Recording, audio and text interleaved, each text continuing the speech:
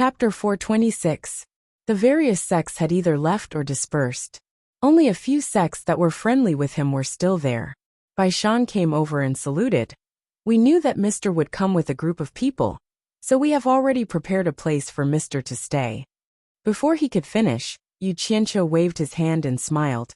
I appreciate your kindness, but there is no need to go through so much trouble. The flying instrument is more than enough for us to stay. The allure enchantress smiled and thought of the big comfortable bed on the flying instrument. At night, she could open the skylight to look at the night view, and after closing it, it was even more reliable than an iron wall. Naturally, it was safer than ordinary houses. There was one thing that the allure beauty still couldn't understand. She still couldn't see what the flying magic tool was made of, and she couldn't destroy it with her cultivation. She also suspected that it was the nether iron, but when she thought of the huge amount of materials needed to build the flying instrument, she denied this guess. She could not figure it out, but someone else could. Not long after Yu Qianqiu and Ziyi returned to the flying instrument, a subordinate came to report that the corpse sect's principal elder and 3 consecrators had come to visit. Yu Qianqiu was startled. He had never interacted with the people of the corpse sect, so why were they here? Although he could not figure it out, he still went out to greet them personally. As soon as he came out of the cabin, he saw the 4 people staring at the flying instrument with their mouths slightly open, as if they could not come back to their senses. Yu Qianqiu suddenly understood. He had heard from Wu Sihai that the corpse's god sect had a treasure that was made of dark iron. Of course, the upper echelons of the corpse's god sect were familiar with dark iron. For seniors, are you here to see me, Yu Qianqiu? Yu Qianqiu had an idea, but he still asked despite knowing the answer. The 4 people came back to their senses, and one of them came out to return the greeting. I am Tai Junshan, the external principal of the corpse sect, and these 3 are our consecrators. He then introduced the 3 people to Yu Qianqiu one by one. They were Jiang Huan, Feng Retian and Ji Feiming. Greetings, seniors. Yu Qianqiu cupped his fists, turned around and said with a smile, I don't even have a place to receive guests here. If the 4 seniors don't mind, why don't you take a seat in the flying mystic instrument? The 4 of them couldn't wait to go in and take a look. They nodded happily and followed him in. The interior had already been separated by 2 raised panels, and the loose cultivators and the important parts were all blocked. 5 raised chairs were already waiting for the guests. Yu Qianqiu didn't want anyone to see what was going on inside. As the 5 of them sat down, Yu Qianqiu smiled and did not say a word as he watched the 4 of them fumble with the armrests of the seats. He let them slowly touch it to their heart's content and did not disturb them. After a long time, the 4 of them recovered from the shock.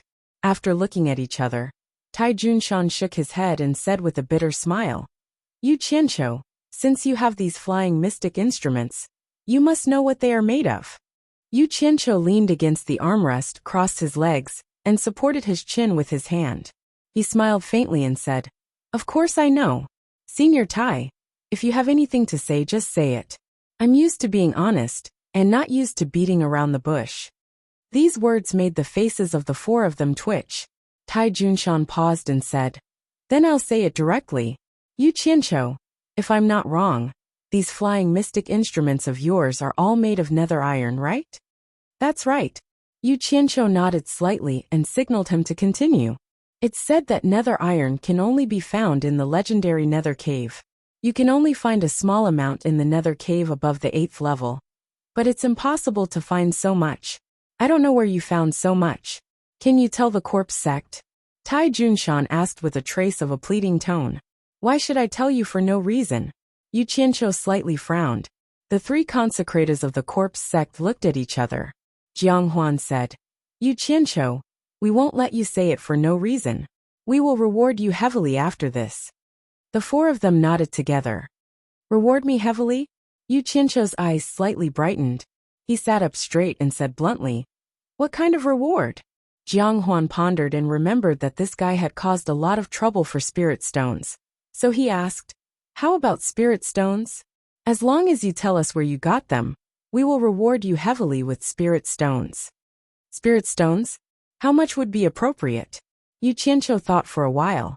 In the eyes of these people, he seemed to be a little unmoved, which made them feel that it was not the same as what they had heard. Jiang Huan suddenly took out a storage pouch and said, "If you can tell us the truth, I have 10 million top-rank spirit stones here. I can pay you in advance. If it turns out that what you said is true, I can give you another 10 million. I will definitely keep my promise." The other two consecrators didn't think much of it, but Tai Junshan frowned and smiled bitterly in his heart. What a generous offer, giving away 10 million right off the bat, and even promised to follow up. Aren't you a little too impatient? Isn't this letting others know that we are thirsty for knowledge? Of course, he wouldn't say it out loud. However, Tai Junshan felt a little headache. These consecrators hadn't been outside for a long time, so their experience in dealing with external affairs was not as good as his. When he first arrived, he wanted to come alone because bringing 3 consecrators would be too eye-catching. However, the 3 old guys were very anxious and wanted to come with him. As an external manager, how could he refuse? 10 million. Yu Qianqiu was overjoyed. He thought, even if I tell you guys you can't go, it would be a waste not to earn this money. However, when he looked at the storage pouch, his expression didn't change, but his pupils shrank slightly. Subconsciously, he quickly swept his gaze across the faces of these people, and his mind quickly began to calculate. Tai Junshan had already noticed Yu Qianqiu's abnormal reaction. His heart skipped a beat and thought, not good. I'm afraid I'm going to be ripped off. However, to his surprise, Yu Qianqiu gently pushed the storage pouch in front of him back and shook his head. A gentleman loves money, but he gets it in the right way. I, Yu Qianqiu, may not have a good reputation, but I still have a bottom line. I can't just casually say some words to earn your spirit stones. This goes against the way I, Yu Qianqiu, conduct. When he said this, everyone was shocked. 10 million was indeed a lot, but he actually rejected money that was given to him. This was too different from the rumored Yu Qianqiu. Jiang Huan was shocked. Could it be that you're too idle? Did Senior Jiang really think what I said was a joke? Yu Qianqiu shook his head and sighed. He lamented. Looks like everyone's misunderstanding of me is not just a little bit deep. A misunderstanding is a misunderstanding. As long as you have a clear conscience, I only earn the money that I should earn. Even if you give me 10 billion spirit stones, I won't take a single one. He rejected the spirit stones that were already in his hands. Coupled with these words, everyone immediately felt a sense of respect for him. Only Tai Junshan asked doubtfully, could it be that you have something that you can't say? Or that you can't easily tell us the place where you can collect nether iron? Those who know what I know are my worries. Those who don't know me are asking for something. Looks like Elder Tai still has some doubts about me. Forget it. I don't need to defend myself anymore. Yu Qianqiu shook his head with a sorrowful expression. He looked around at everyone and said, I can tell you the place where you can collect nether iron, but don't mention the spirit stones again. Otherwise it would be an insult to me, Yu Qianqiu. There was such a good thing. As everyone looked at each other, Yu Qianqiu said seriously, since Elder Tai knows about the nether cave and mentioned the 8 nether cave, how could you not know about the 9 nether cave? The 9 nether cave? Everyone was speechless. Tai Junshan hurriedly asked, it's not that I haven't heard of the 9 nether cave, but even if there is such a place, the legends say that it is extremely powerful. I'm afraid that no one can enter, so I didn't mention it. Could it be that the nether iron used to make these flying magic tools comes from the 9 nether cave? That's right, it is the 9 nether cave. Yu Qianqiu nodded. Everyone looked at each other speechlessly. Tai Junshan said in a low voice, you're not joking, right? Rumor has it that the 9 nether cave is the passage to the ghost world. It is said that even the legendary soul formation cultivators can't enter it. How could anyone go in and collect nether iron? Humans can't go in, but it doesn't mean that other things can't. Yu Qianqiu smiled faintly. Everyone was confused. Jiang Huan pondered for a while and asked, the 9 nether cave is the passage to the ghost world. You mean could it be a ghost cultivator? Senior Jiang is so knowledgeable. Yu Qianqiu first flattered, then nodded and said, that's right, a ghost cultivator. Moreover, a ghost cultivator with an extremely high level of cultivation. Normal ghost cultivators can't enter it. Tai Junshan pointed at the flying magic tool and said, "From what you said, could it be that the nether iron used to make these flying magic tools were all collected by ghost cultivators from the 9 nether cave? This ghost cultivator, with such a high level of cultivation, could do this for you?" He clearly didn't quite believe it. Yu Qianqiu smiled faintly and had his own explanation. He tilted his body again and stared at Tai Junshan with his hand supporting his chin. "I remember that the first time I met Elder Tai, it should be during the trial in the demonic ghost region. It seems that ever since that time, the 6 sects never held the trial in the demonic ghost region again." "That's right, we did meet once. But you were still a little disciple of Fuxian Island at that time." "Who knew that now?" Tai Junshan shook his head emotionally.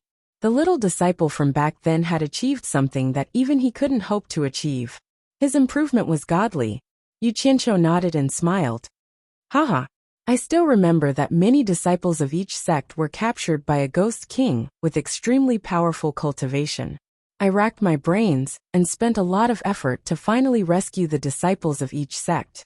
However, after all these years, how many people still remember my kindness to Yu Qianqiu? On the contrary, I heard many people call me a scum and a madman. Sigh. Human feelings are like flowing water. There are so many fickle people. Let's not talk about them." The disciples of the corpse sect were also rescued back then, and Tai Junshan was one of them. Hearing this, he looked at the 3 consecrators awkwardly. Of course, Jiang Feng and Ji also knew about this. After hearing this, they thought about what Yu Qianqiu had done to them back then, and thought about what they had done to Yu Qianqiu now. They all sighed and felt that it was indeed everyone who had wronged him first. Jiang Huan nodded silently. "Yu Qianqiu, it's all in the past. You're in the cultivation world now, so you should understand what's going on. There's no need to take it to heart." The 3 corpse sect consecrators looked at him with much gentler gazes, and they gradually let down their guard. Based on their intuition, such a sentimental person couldn't be that bad. Yu Qianqiu raised his brows and sneered. "It's not to the extent of taking it to heart. It's just that those people who scolded me behind my back don't know how to touch their own consciences and ask themselves if they're ashamed or not." As Tai Junshan listened, he was suddenly startled. He thought to himself, "Where are we going in circles? Why are we talking about trivial matters?" He then coughed and said, "Yu Qianqiu, I wonder which ghost cultivator with an extremely high cultivation helped you gather the nether iron. Does our Huaxia cultivation world have such ghost cultivators? If there is, I wonder if you can introduce me to them." The 3rd consecrator also came to a realization. The topic had gone too far, and he almost forgot the purpose of this trip. More communication could reduce misunderstandings. Yu Qianqiu smiled knowingly and shook his head. "Elder Tai, didn't I just tell you about that ghost cultivator with an extremely high cultivation? Why are you asking again? Did you just say it?" Tai Junshan looked at the 3 consecrators who were also confused. He knew that they probably didn't get it either, so he lowered his head and pondered. He recalled every word that Yu Qianqiu said just now. After a long time, he suddenly raised his head and said in shock, "The ghost cultivator you mentioned is... Are you referring to the ghost king, who captured the disciples of the various sects during the trial in the demon ghost region?" The 3 consecrators suddenly came to a realization and exclaimed in unison, "Ghost General!" Yu Qianqiu nodded and said, "During the trial in the demon ghost region, I was able to rescue the disciples of the various sects not because of my high cultivation, but because I got along well with the ghost general. Therefore, he gave me some face and let the disciples go. Since I was chased out of Fuxian Island, many people wanted to kill me. There was no place for me in the cultivation world of China. I was forced to take the risk and go to the demon ghost region alone." The few of them looked at each other. No wonder the various sects couldn't find this guy. Even the Daluo sect couldn't find him when they sent people to look for him. It turned out that this guy had hidden in the demon ghost region. Who would go to that place to look for someone? It seemed that this guy had really gone all out to save his own life. Sigh. In terms of friendship, humans are inferior to ghosts. When I returned to the demon ghost region, the ghost general immediately gave me a place to stay. Therefore, I focused on cultivating in the demon ghost region. Finally, my cultivation improved a little. Only then did I dare to come out and take a look. Before I came out, he personally gathered a lot of nether iron for me and asked me to make something for him on the way out. However, I felt that there was no use for so much nether iron, so I asked the Jing family of the 4 major families to help me make a flying magic tool. The few of them nodded, so that was the case. Looking at the flying magic tool again, they couldn't help but feel a little heartache. It was really a waste of natural resources to use this thing to make a flying magic tool. Tai Junshan asked tentatively, "What did the ghost general ask you to make for him?" "Oh, nothing much. He asked me to gather some spirit stones for him to bring back." Yu Qianqiu replied disapprovingly. Chapter 427. What do ghost cultivators need spiritual stones for? Tai Junshan asked in surprise. Although ghost cultivators were rarely seen in the Chinese cultivation world, everyone knew that ghost cultivators needed sufficient yin qi. Spiritual stones were of no use to them at all. It shouldn't be for him. Yu Qianqiu frowned and said, "I've lived in the demon ghost region for a long time. Although I don't know much about it, I can feel that there seems to be a very powerful person hiding there. The demon kings and the ghost king seem to be afraid of this person. If I'm not wrong, the spiritual stones that the ghost general asked me to gather should be for that person." Speaking of this, he suddenly came back to his senses and waved his hand with a smile. "I forgot myself. Look at me. Why am I telling you this?" The expressions of Tai Junshan and the 3 consecrators were extremely solemn. Yu Qianqiu's words reminded them of the time when Ma Jiugu and several other experts at the end of the tribulation passing stage were injured together in the demon ghost domain. That incident was very strange. After the corpse sect analyzed it, they once suspected that there was a spirit-severing expert hiding there. Now, not only did Yu Qianqiu's words match some of their guesses, but it also made them believe that there was indeed a top expert hiding in the demon ghost region. They believed that with Yu Qianqiu's position in the supporting Immortals Island, it was impossible for the supporting Immortals Island to tell him such a thing. It should be limited to the top officials of the supporting Immortals Island. From this, it could be inferred that what Yu Qianqiu said was true. However, they didn't know that Yu Qianqiu and Furong had an affair, and Furong's father had already told this prospective son-in-law. In Yu Qianqiu's words, lies had to be half true and half false. That way, it would be more credible. If it was all lies, it would be easy to expose it. Of course, it was not good to tell the whole truth. It was called telling the truth, not lying. Yu Qianqiu, is the Jiuyo Hell Cave in the demon ghost region? Tai Junshan asked. Yes, and it's under the ghost general's ghost king. Wait. Yu Qianqiu suddenly looked at them solemnly and said suspiciously, "Judging from your words, could it be that you want to go to the 9th netherworld cave to dig for nether iron? If that's the case, I advise everyone to give up on this idea. Let's not talk about the fact that you won't be able to make it to the 9 netherworld cave. Even if you did, the 9 netherworld cave is not a place that ordinary people can go to. I only stayed at the entrance of the cave for a while and almost lost my life. It's even more dangerous inside." Tai Junshan looked at the 3 consecrated masters and saw them nod slightly. He then said, "We are not arrogant enough to want to intrude the demon ghost territory. I just want to ask, with your relationship with the ghost general, can you let him collect more dark iron? The Corpse's God sect is willing to trade with the ghost general with spirit stones." Yu Qianqiu shook his head and said, "The ghost general said that with his cultivation, he wouldn't dare to go in often. He's afraid that something might happen. I can't guarantee that I won't be able to persuade him. Moreover, I'm too embarrassed to ask him to take such a risk. If he had agreed immediately, they might have been a little suspicious. But this refusal made them even more certain that what he said was true." Jiang Huan handed over the storage bag in her hand and said, "Yu Qianqiu, you only need to ask Ghost General. Whether it's done or not, this 10 million is yours." To be honest, Yu Qianqiu really wanted to take this free money, but he still gritted his teeth and refused. "No need to pay. After this battle, I can ask Ghost General. As for whether it's done or not, I can't guarantee it." They didn't expect him to refuse money that was given for free under such circumstances. It seemed like the rumors in the cultivation world were a little exaggerated. Yu Qianqiu, are you selling this flying instrument? Tai Junshan touched the armrest of his seat and suddenly asked. The three consecrated were slightly stunned. Then they nodded slightly and looked at him. F***ck. They're really unscrupulous. Yu Qianqiu shook his head and said, It's not a question of whether I'm selling it or not, but I can't sell it. Because I've already promised a hidden master that I'll give it to him after using it for a while. He doesn't seem to know what the hell he wants the nether iron for. I'm a very trustworthy person, and I never go back on my word. Oh, right, can I ask something? What do you want the nether iron for? Tai Junshan was stunned. He flatly refused and said, This is my sex secret. It's not convenient for me to reveal it. Then he asked, May I know which hidden master also needs the nether iron? Yu Qianqiu sneered in his heart. They kept their own secrets to themselves, but they were so open about other people's secrets. They were really selfish people. Yu Qianqiu smiled faintly and said, Everyone calls him Mr. Nongzhu.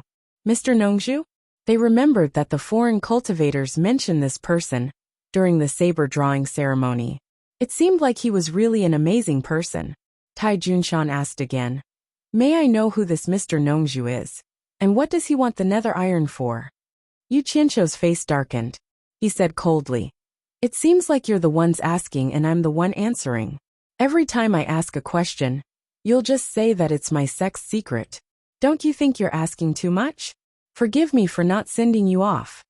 He immediately turned hostile and asked them to leave. They quickly tried to comfort Yu Qianqiu, but he was too lazy to care.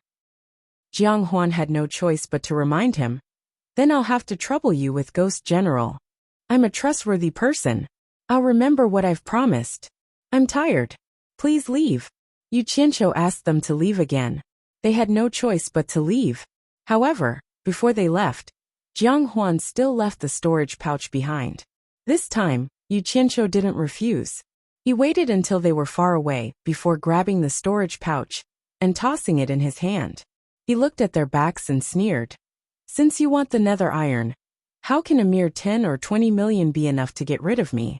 Do you really think I'm a beggar? After they left, Ji Feiming sent a telepathic message to Jiang Huan. He's already rejected us a few times. Why did you still give him the money? Jiang Huan replied, I gave it to him in the hope that he'll remember this matter after taking our money. What if he forgets, or doesn't look for Ghost General at all? Ji Feiming frowned. That's easy. If he really dares to do that, the corpse sect doesn't mind paying a high price to snatch these flying instruments. Jiang Huan's previously amiable expression instantly turned ferocious. Limitless Island, dozens of miles away from Limitless Palace, in a deep mountain range, there was a waterfall that was almost 100 meters high. In the valley below, there was a clear pond, splashing water everywhere. A stream extended from the pond to the depths of the mountain. Occasionally, birds and beasts could be seen drinking by the stream. The valley was quiet and serene. Not far from the pool at the foot of a mountain in the valley there was a cave. It was obviously formed naturally, but it also showed signs of being dug and widened. There were two people guarding the entrance of the cave. They kept blocking the third party from entering. Yen Bugui pestered the entrance of the cave for a long time, but the two disciples didn't let him in. In the end, he could only anxiously shout a few times and leave. Not long after Yen Bugui left, a person slowly walked out of the cave. It was the seventh disciple of Man Hu. He waved his hand at the two disciples. The disciple guarding the cave quickly rushed in. After a while, the two disciples came out with two corpses and quickly disappeared into the mountains. The seventh disciple's face was pale. His arms were faintly trembling. In the end, he simply crossed his arms and blocked the middle of the cave. The steps under his feet were still fresh. Obviously, it had not been long since they were dug. 200 to 300 meters deep into the cave, there was a huge space formed by stalactites. Man Hu and his brothers were guarding the bottleneck of entering the space. The sixth disciple shook his head and said with a bitter smile, The seventh disciple has always been bold. Just now, he pretended to be fine, and his legs were slightly trembling. Obviously, he was afraid. Man who withdrew his gaze from the depths of the cave and sighed. Killing people is nothing to us. But to bleed tens of thousands of living people, as long as it is a normal person, they will be afraid. If you are not afraid, you can give it a try. Forget it. The sixth disciple waved his hand and said, "This is the first time I realized how cowardly I am. After seeing a few more, I don't want to go in anymore. That scene, I am afraid I will never forget it for the rest of my life." AI, aren't we committing a sin? The third disciple, who had his head lowered, suddenly muttered. It was unknown if he was talking to everyone or just talking to himself. Third disciple, man who walked over, shook his shoulder and said, "Everything is over. There is no need to kill anymore. The blood pool guide is already prepared. It is enough for young palace master to awaken the blood in his body into devil blood. At that time, the devil body and devil blood will fuse together. Young palace master will be able to cultivate the demonic book with half the effort. We will also be able to complete the task master entrusted to us. 10,000 mortal lives. The third disciple covered his face with his hands and rubbed it. Man who patted his shoulder and didn't say anything else. He turned his head and said, "Fourth disciple, think of a way to get a few more nascent soul cultivators in case the young palace master needs them. Why do I feel like I am a human trafficker in the mortal world?" The fourth disciple shook his head. Man who raised his leg and kicked his butt. The fourth disciple hurriedly ran out. He has just started cultivating the demonic book, but the process is already so scary. It is hard to imagine what it will be like after he cultivates it. The fifth disciple said as he walked over. He moved his head closer to the group and said softly, "Big senior brother, do you think he will lose his humanity in the end, to the point where he won't even recognize us?" "What nonsense are you talking about?" Man who pushed the fourth disciple's head away. He subconsciously turned around and looked inside. The others also followed his gaze. The fifth disciple was unrepentant. He moved his head closer and said in a low voice, "Did you guys notice? Ever since the young palace master started cultivating the demonic book, his eyes have become colder and colder? I can't see any trace of humanity in his eyes." "Nonsense. The young palace master is already going to become a demon. He doesn't even want to be a human anymore. What is the point of having humanity?" The sixth disciple said sarcastically. Man who glared at him. Just as he was about to teach him a lesson, a bubbling sound came from inside. However, it was even more sonorous than the sound of a bubble exploding. The echoes in the deep and empty cave made people's hair stand on end. The few of them looked at each other and quickly rushed into the cave. Chapter 428. Inside the cave, stalactites formed into stalagmites of all shapes and sizes. Some were thick, some were thin, some were long, some were short, some were exquisite, some were ferocious. A few luminous pearls were placed in conspicuous places, emitting a soft and weak light, making the darkness in the cave even darker. The light in the slightly brighter places seemed a little pale, giving off a strong sense of oppression. In the center of the cave, there was a 5-meter square pool filled with a red liquid. The strong smell of blood, coupled with the bloodstains around the pool, it was not difficult to determine that the red liquid in the pool was blood. At this time, there was an undercurrent slowly surging at the bottom of the blood pool, occasionally producing bubbles. The thousands of giant venomous snake goo that were thrown into the pool were crazily swimming around, seemingly extremely afraid. Unfortunately, the surrounding pool walls were too high. Half of their bodies fell down as soon as they were attached, but they were still desperately climbing, hoping to escape from the blood pool. As the snakes crazily stirred in the blood pool, more and more bubbles emerged, and goo-goo sounds were heard incessantly, gradually resembling boiling water. The venomous snakes that climbed up the walls slowly slid into the blood pool, as if they were shedding their skin, but their snake-like bones were still attached to the walls. In the blink of an eye, the walls of the blood pool were filled with ferocious white bones. Not long after, the snake goo that were still wandering around were all dead. The smell of blood became increasingly strong, and a bloody mist slowly rose from the blood pool, spreading throughout the entire underground space. Such an abnormal movement made Man Who and the other three pale. Only when the red bloody mist covered the entire space did the movement occur again. The bloody mist churned, and as if it had intelligence, it began to condense into countless snake-like long strips that wandered everywhere in the space. Man-Hu and the other three looked around, not even daring to breathe loudly. Suddenly, the slithering blood mist red snakes stopped in unison and slowly turned their heads to look at the four of them. Although the four of them had a high cultivation base, they were still horrified by the scene before them. The bloody mist snakes swayed their tails cheerfully, as if they had found their prey. They opened their bloody mouths and swarmed towards the four. The four were greatly alarmed and instantly released their protective aura. Just as the group of snakes was about to approach the four of them, a muffled warning sound suddenly reverberated in the underground space. No one knew where it came from. The group of snakes instantly stopped in the air, not daring to take another step forward. They seemed to be shivering in the air as they turned their heads to look at the blood pool.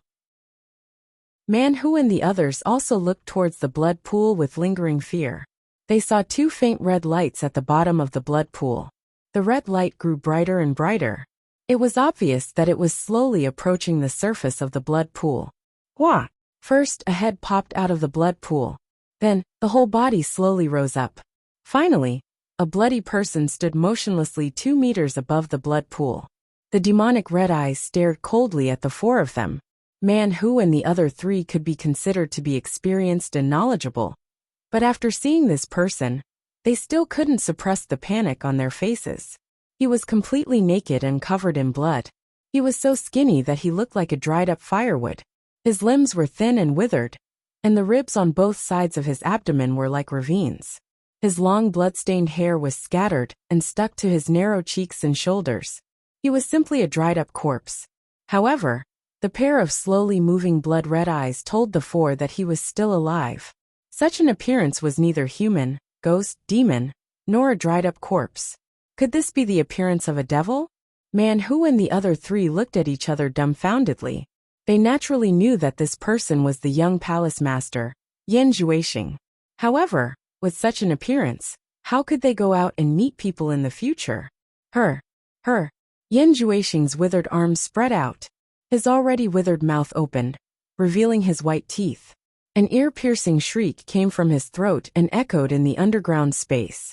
The blood-mist red snakes were originally shivering and shriveling, but when the ear-piercing shriek came out, they immediately swarmed over, as if they heard a summon. Man-Hu and the other three's eyes widened, and their faces were filled with disbelief. Yan Juexing's wide-open mouth was like the mother hole of a group of snakes. The blood-mist red snakes couldn't wait to burrow into his mouth one after another. On the other hand, Yan Juexing's mummified body was gradually swelling up. The blood on his body was also dripping into the blood pool. The disgusting scene made people want to vomit. When the last blood-mist red snake was swallowed, Yan Juexing closed his mouth. The demonic red light in his eyes gradually disappeared, and he returned to a normal person's calmness. Although he was still naked, his full body was like a normal person's. The only difference was that his body was covered in blood. Man-Hu and the other three looked at each other. Although they still had lingering fears, they finally heaved a sigh of relief and retracted their aura barrier. Yan Juexing, who was floating in the air, lowered his head and looked at his body. Suddenly, his figure flashed, and he directly flew out of the cave. He can fly in the air. He has already reached the crossing calamity stage. His progress is really fast, as expected of someone who cultivates the demonic book. Man-Hu exclaimed. Third brother nodded slightly and said, according to the demonic book, he should now be in the demon general stage. After advancing by leaps and bounds and breaking through to the soul formation stage, he will be in the demon king stage. I wonder what the great demon king stage will be like after that. Bang! Suddenly, a loud sound came from outside. The sound echoed in the cave. The four looked at each other. Don't talk nonsense. Let's go and see what happened. Man-Hu waved his hand, and the four flew out of the cave. As soon as the four of them came out of the cave, they saw a big hole on the side of the cave opening. There was a crashing sound inside, and they saw seventh brother rushing out with his face covered in dirt. He shouted angrily, "Who attacked us?" He turned around and saw his 4 senior brothers looking at him in surprise. He was stunned and said, "Did you guys hit me?" The 4 looked at each other and didn't pay attention to him. They all looked around. After a while, their gazes all focused on the big boulder under the waterfall. They saw Yan Juexing sitting naked under the waterfall, letting the waterfall hit him. His red body was washed clean. A strong and majestic body welcomed the impact of the waterfall freely. If it wasn't for the fact that they were familiar with his face, they would have thought that they saw the wrong person. Yan Juexing's body was originally thin and weak. Now he was so strong. It was unbelievable. After waiting for about an hour, Yan Juexing fiercely dove into the deep pool. He came out of the water not far away from them. After climbing ashore, he walked towards them naked. His skin was white and tender. It was better than a woman's skin. The 4 couldn't help but look at Yan Juexing's lower body again. They saw that his penis seemed to have grown a lot. They couldn't help but secretly click their tongues. This demonic book really had many miraculous effects. Man who threw a storage pouch to Yan Juexing. He asked with an ugly expression, "Young palace master, did you make a move on my 7th junior brother?" He could endure other things, but he couldn't help but ask about it when he made a move on his junior brother.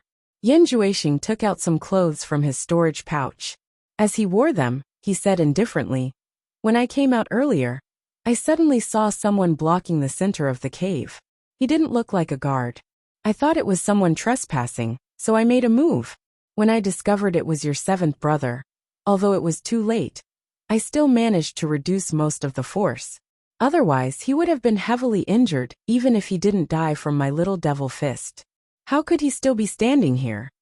After he wore his clothes, he tidied up his hair and immediately turned back into a refined and handsome young man.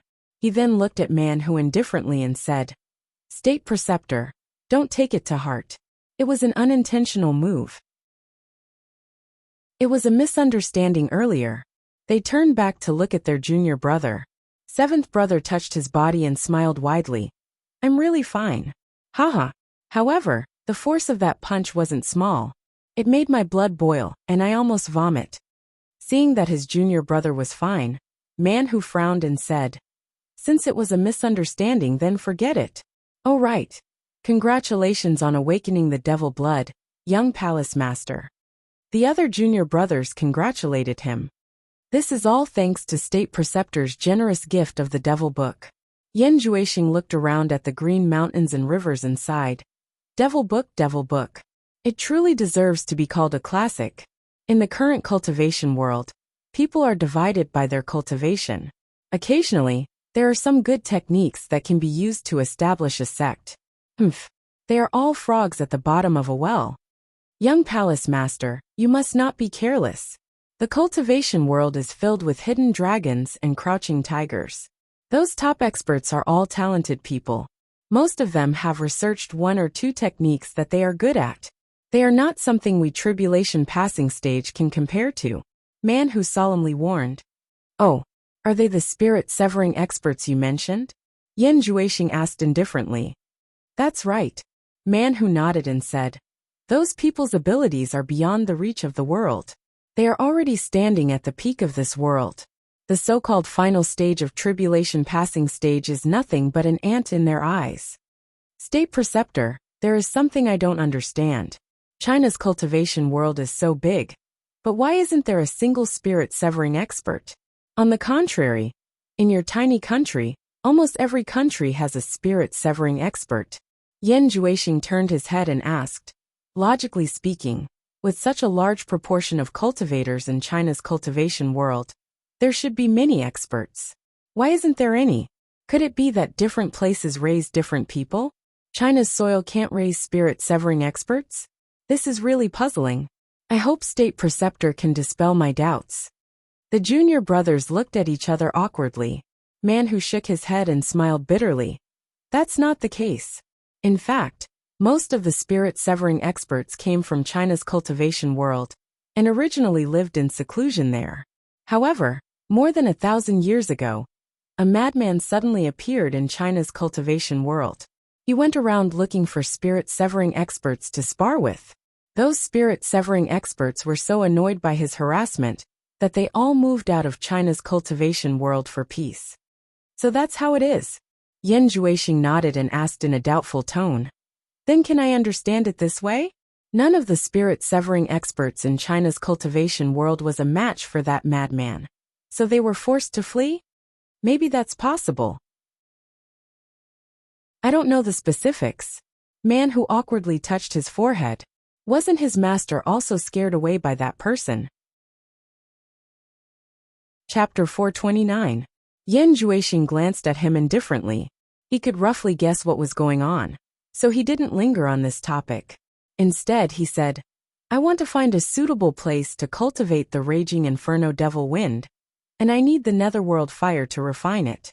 Does State Preceptor know where the 9th netherworld cave is? The 9 netherworld cavern. The few of them cried out involuntarily. The Marshall brothers looked at each other. Why? Is there a problem?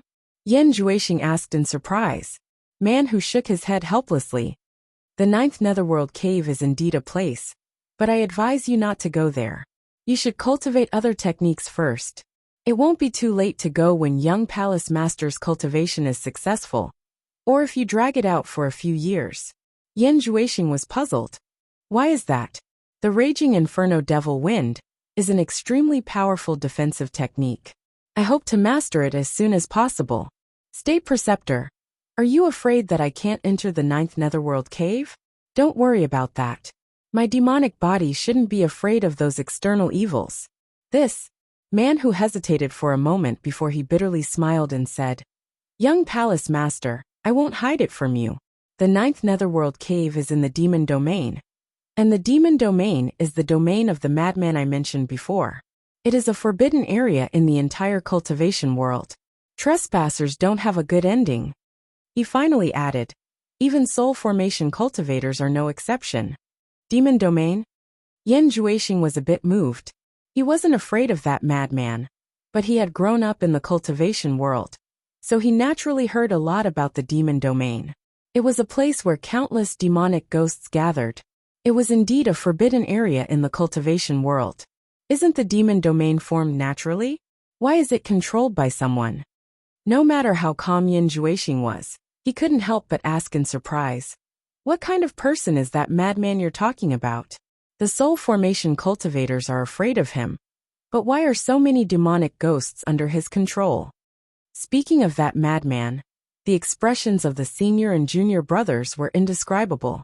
Man who said in a deep voice, this person is known as the world's #1 expert. He's this generation's punishment envoy of the demon domain. His cultivation is unfathomable. There were once 16 soul formation cultivators who joined forces to fight him, but they all died in his hands. Until now, no one in the world is his match. The world's #1 expert. Yan Juexing mumbled to himself. His eyes immediately turned blood red, and there was clearly a sliver of excitement on his face. After a long time, his eyes returned to normal. He slowly let out a breath and said, in the future, I must seek guidance from this world's #1 expert. Otherwise, I would have wasted my time in this world. Man who repeatedly waved his hand and said, Young palace master, please don't be impulsive. This person's cultivation has already exceeded the scope of a deity transformation expert. Although the young palace lord had cultivated the demonic book, she had yet to master it. With young palace master's current cultivation, I'm afraid you won't even be able to last half a move against him. You must not act blindly without thinking. Yan Juexing smiled and shook his head. Although I'm confident that I can meet him in the future, it's not now. I'm not that arrogant. The few of them heaved a sigh of relief, but then they heard him say, since it's not convenient for us to cultivate the great body protection technique for now, we'll have to first forge a suitable transcendent artifact. In the demonic book, there's a transcendent artifact called the Bloodthirsty Demon Blade. However, I don't know where to find the materials to forge it. I suspect that it's the bloodthirsty pearl of the Demon Blood Palace. Does the State Preceptor have a way to help me obtain it? That's not a problem. As long as the Chinese cultivation world is defeated, the bloodthirsty pearl will be easily obtained. Man who nodded. I've been in seclusion for many days. I wonder how the war is going. Let's return to the Limitless Palace. Yan Juexing called out to the few of them and quickly flew towards the limitless palace. In the limitless palace, cultivators from various countries could be seen everywhere. However, everyone seemed to not care about Palace Master Yan Bugui. They casually discussed with each other and made a decision. Although Yan Bugui was sitting in the middle, he was obviously left to the side. Nothing required his consent. After Yan Juexing and the others arrived, they strode into the palace. Man Hu and his senior brothers followed closely behind him. They looked exactly like Yan Juexing's subordinates. The cultivators from various countries were slightly shocked. They discovered that Yan Juexing's cultivation had actually reached the early stage of tribulation passing. His cultivation speed was too fast. Seeing his son return, Yan Bugui immediately became spirited. Man Hu and the others were his son's hardcore followers. With their arrival, things would be easier. However, he immediately displayed the dignity of a father and said in a deep voice, "I wanted to see you, but I was stopped time and time again. What is the meaning of this?" Yan Juexing glanced at Man Hu and the others. He bowed and said, "Father, please forgive me. I'm at a crucial point in my cultivation. I really can't be disturbed. That's why I refused to let anyone in." "That's right. I heard that father was going to fetch mother and sister. I wonder how things are going." After he said that, a few sneers came from the surroundings. Yan Juexing suddenly looked back, and a pair of cold and emotionless eyes immediately suppressed the sneers. He then turned back and asked, "Father, did something happen?" Yan Bugui slowly told him what happened that day. When he talked about Yu Qianqiu's attack, his expression was as if he wanted to skin him alive. That's true. If it wasn't for Yu Qianqiu's interference, Bai Hua Fairy and Yin Zixia would have already been kidnapped to Everlasting Island. Yu Qianqiu again? From father's words, it seems that Yu Qianqiu purposely let father go. Yan Juexing frowned as he said that, as if he couldn't understand why Yu Qianqiu would do that. Then he turned around and looked at the old man in brocade robe. He said indifferently, "Senior Chang, you dare to take my mother and sister hostage?" The old man in brocade robe was also shocked by his cold eyes. But he wasn't afraid of Yan Juexing. He stroked his beard and smiled. "I was forced to do that. If I didn't do that, I'm afraid your father and I wouldn't be able to return." Yan Juexing, hearing you say that, do you think I did something wrong? What do you think? Yan Juexing asked expressionlessly. The old man in brocade robe squinted his eyes as he looked at Man Hu and the others. One of the disciples next to him sneered, "You really don't know what's good for you. No wonder you became a stray dog. Look at my eyes." Yan Juexing suddenly shouted coldly at the disciple who spoke. His eyes suddenly turned into a demonic blood-red color, and there was a faint red glow in them. The people in front of him subconsciously stared at his eyes and instantly felt their minds go blank. The disciple's expression was even more sluggish. Taking advantage of the moment when everyone was in a daze, Yan Juexing immediately turned into a phantom and disappeared. The old man in brocade robe had a high cultivation, so he was the first to wake up. He shouted, "You dare!" and fiercely reached out his claw to grab the phantom. But the phantom returned as fast as it came. Everyone was awakened by his shout. They saw that the disciple next to him didn't even make a sound before he fell straight down. There was a big hole in his abdomen, and blood flowed out nonstop. Everyone was shocked. When they turned around to look at Yan Juexing, they saw that he was holding a fist-sized phantom of an infant in his blood-stained hand. He stuffed it into his mouth and swallowed it with a gulp. Such a disgusting scene of swallowing an infant made everyone feel nauseous. Yan Bugui was initially excited by his son's agile skills, but who knew that he would see such a scene? His face instantly turned pale. Swallowing a nascent soul, everyone immediately had the same thought. The old man in brocade robe was also shocked. He immediately pointed his finger and shouted, "Evildoer!" As soon as he finished speaking, his figure flashed. Yan Juexing lightly floated backwards. Man Hu and the others did not hesitate to block in front of him. Man Hu pushed his palm and shouted, "Chang Mandong, stop. Otherwise, don't blame us for being impolite." The old man in brocade robe, Chang Mandong, also knew that he wasn't a match for them. After stopping, he pointed at them and said, I was wondering why I kept seeing cultivators' corpses floating on the sea. All of them either had their nascent soul or their core formation removed. I was puzzled. So it was all done by this evildoer. Man who, what are you guys doing? Yan Juexing wiped the blood from the corner of his mouth and sneered. If you dare to speak rudely again, I don't mind taking out your nascent soul to have a taste. The group of people in the hall looked at each other. This was the first time they saw someone swallow a nascent soul. Yan Bugui was already so shocked that he couldn't speak. Man who turned around and cupped his hands. Young palace master, please calm down. Brother Chang's cultivation is profound. It will only be beneficial for us to attack the Huaxia Cultivation Alliance. Haha, good. Chang Mandong was so angry that he laughed. Man who, from what you said, do you think I'm not a match for this evildoer? Brother Chang, don't misunderstand. I just don't want everyone to. Before Man who could finish, there was a sudden dong dong dong sound of alarm coming from outside. Everyone's expression changed. A person flashed into the hall and reported to everyone. A large number of cultivators are quickly approaching our Wuji Island. It should be the Huaxia Cultivation Alliance. They want to launch a large-scale attack on us. There was no need to say anything more. This was related to everyone's interests. Everyone in the hall almost instantly flashed out, leaving only the old man in brocade robe, Man Hu and the others facing each other. Man Hu immediately said, Brother Chang, the overall situation is more important. Don't forget your master's instructions. Yan Juexing, I'll settle this score with you later. Chang Mandong waved his sleeve and disappeared from the hall. Yan Juexing sneered. Together with Man Hu and the others, they flashed to the outside of the palace and looked over. From the north, they saw a black mass of people blotting out the sky and covering the earth.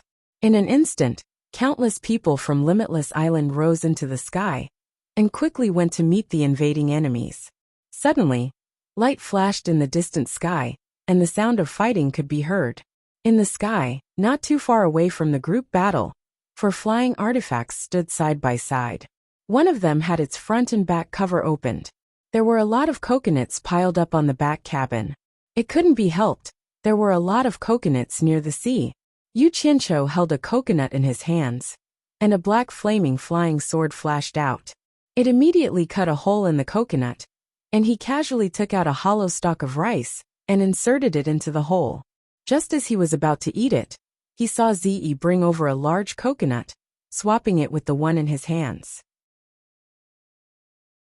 Yu Qianqiu was slightly startled. He saw Zi standing at the transparent crystal window and watching the battle in the distance. She held a coconut and opened her mouth to sip on the coconut juice in satisfaction. Yu Qianqiu helplessly shook his head and made another coconut. He held the coconut and stood by the window to watch the battle with Zi. Chapter 430. The confrontation was very fierce. It had only just begun, but it had already reached its climax. But it made sense. Everyone was fighting with their lives on the line, and no one would show mercy. The vibrating brilliance was as gorgeous as fireworks. Violent explosions, angry shouts, and miserable screams rang out incessantly. From time to time, people would fall into the sea. The late-stage tribulation passing experts from both sides had already found their respective opponents. In order not to harm their own people, they automatically climbed into the clouds and fought to their heart's content. The nascent soul cultivators were in the middle, while the core formation cultivators were at the bottom. As for the foundation establishment cultivators, neither side had any in their lineup. In such a chaotic battle, the foundation establishment cultivators were simply courting death. In any case, both sides had found their corresponding opponents. After all, those with low cultivation levels wouldn't fight with experts. However, when comparing the strength of both sides, it seemed that Wuji Island had a lot more late-stage tribulation passing experts. From time to time, there would be 2 against 1. As for the other levels, there were more from the Huaxia Cultivation Alliance. For example, there were 5 or 6 people from the Cultivation Alliance fighting against 1 core formation cultivator. The more they fought, the more courageous they became. Yu Qianqiu hugged a coconut and shook his head. Too despicable. Suddenly his eyes widened. He saw a small group from the Cultivation Alliance killing several people in a row. They were probably addicted to winning every battle and couldn't find an opponent, so they rushed forward. On the Wuji Island side, there was a nascent soul cultivator who was at a disadvantage. He was accidentally killed by 5 or 6 people. This time, the arrogance of these few fellows was boundless. They roared as they rushed towards the group of nascent soul stage cultivators who were fighting. Suddenly, a few flying swords shot over and strangled them. 5 or 6 people didn't even have a chance to resist. They turned into dozens of pieces of meat and fell into the sea to feed the fish. Impulsive. Impulsive is the devil. Yu Qianqiu shook his head. Sighing, he bit down on the stalk of rice and sucked it dry. When he found it was empty, he stuffed it into his bag of holding and burped. Then he picked himself up from the ground and continued to watch the show. The situation of the battle was really intense. People died almost every second. Almost none of the cultivators who fell into the sea could get up again. The Cultivation Alliance was well prepared, but they had overestimated themselves. Since the other party dared to cause trouble in the Huaxia cultivation world, they would naturally not be too shabby. From the looks of it, it was almost impossible to annihilate the other party in one fell swoop. Aren't we looking for a chance to fight? When are we going to act? Purple Dress turned around and asked. She might have also noticed that the situation of the Cultivation Alliance was not very optimistic. Who said that? Yu Qianqiu was stunned. Purple Dress was also stunned. She said, "Didn't you say that independent cultivators were not included in the overall plan and had to find opportunities to fight independently?" "I didn't say that. I forgot." Yu Qianqiu turned his head away and stuffed the straw into his mouth. "You said it before. I heard it with my own ears." Ziyi became serious. This girl was really stubborn. Did she really want me to admit that I didn't say anything? Yu Qianqiu turned around and rolled his eyes. "Are you stupid? Let me ask you. Do you know why the major sects pulled out so many people to fight to the death? To resist the invasion of the foreign cultivators." Logically speaking, Ziyi had always been at a disadvantage in front of him. When she said this, her tone seemed to be a little uncertain. Then why do they want to resist the invasion of the foreign cultivators? Yu Qianqiu asked patiently. It should be to protect their own sects. Ziyi thought about it and replied. That's right. They want to protect their own sections. To be more precise, they want to protect their own interests. Yu Qianqiu slapped his thigh and praised. He then said very seriously, Huaxia has their sects, territories, their disciples, and their spirit stone mines. To prevent these from being invaded, they have to fight to the death. What about us? We have nothing. Even if we help them win, they still won't give us anything. No one will say anything about you. So we have to ensure our own safety first. Then what about the thing that Elder Bai asked us to do? Ziyi frowned. Let's think about it for a long time. Even my master is not worried. Why are you worried? Yu Qianqiu pointed at Wuji Island in the distance and said, That place is very quiet. There are no signs of disturbance. If I'm not wrong, there should be many people on Wuji Island. They haven't shown their full strength yet. If we do this, how are we going to explain to the Cultivation Alliance? Ziyi was a little worried. Explain my ass. Yu Qianqiu sneered. I said wait for an opportunity. I didn't say for sure. Are we just going to watch the show? Ziyi asked. Yu Qianqiu waved his hand and sneered. Who said I'm just going to watch the show? I don't have the time to do that. Take this. He stuffed the coconut in his hand into Ziyi's hand. He opened the cabin door and waved to call the first team leader over. Get a flying instrument and land on the sea. Tell a few dozen brothers to dive into the sea. Yu Qianqiu pointed at the sea below the battle and said, Dive there and pick up all the storage bags that fell into the sea. Damn it. These people are dying like rain. There are a lot of storage bags. We might be able to get some money. Yes. The first team leader turned around. Yu Qianqiu shouted again. Wait. Tell them to stay in the sea and don't show their heads. Split into 2 groups and take turns. When the battle is over, we will retreat immediately. If you see anyone alive in the sea, kill them immediately. Remember, don't leave anyone alive. Even if they are dead, Give me a few stabs. Don't let anyone find out. It won't be good if people know that we're making a fortune from the dead.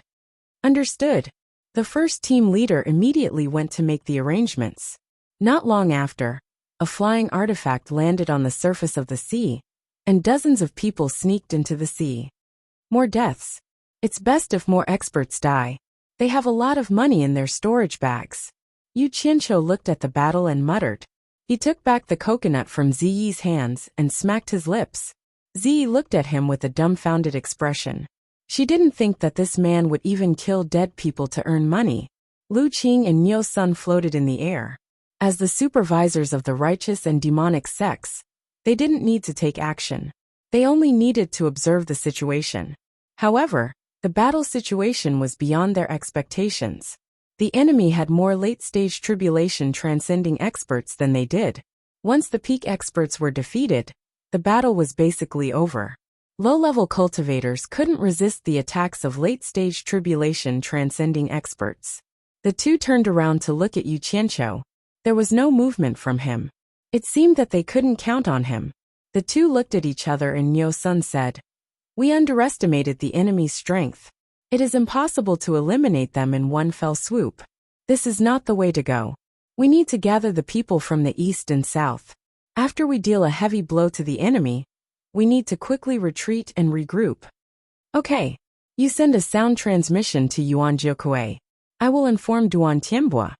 After Lu Qing said that, the two immediately used their powerful cultivation to send sound transmission to the two directions to call for help.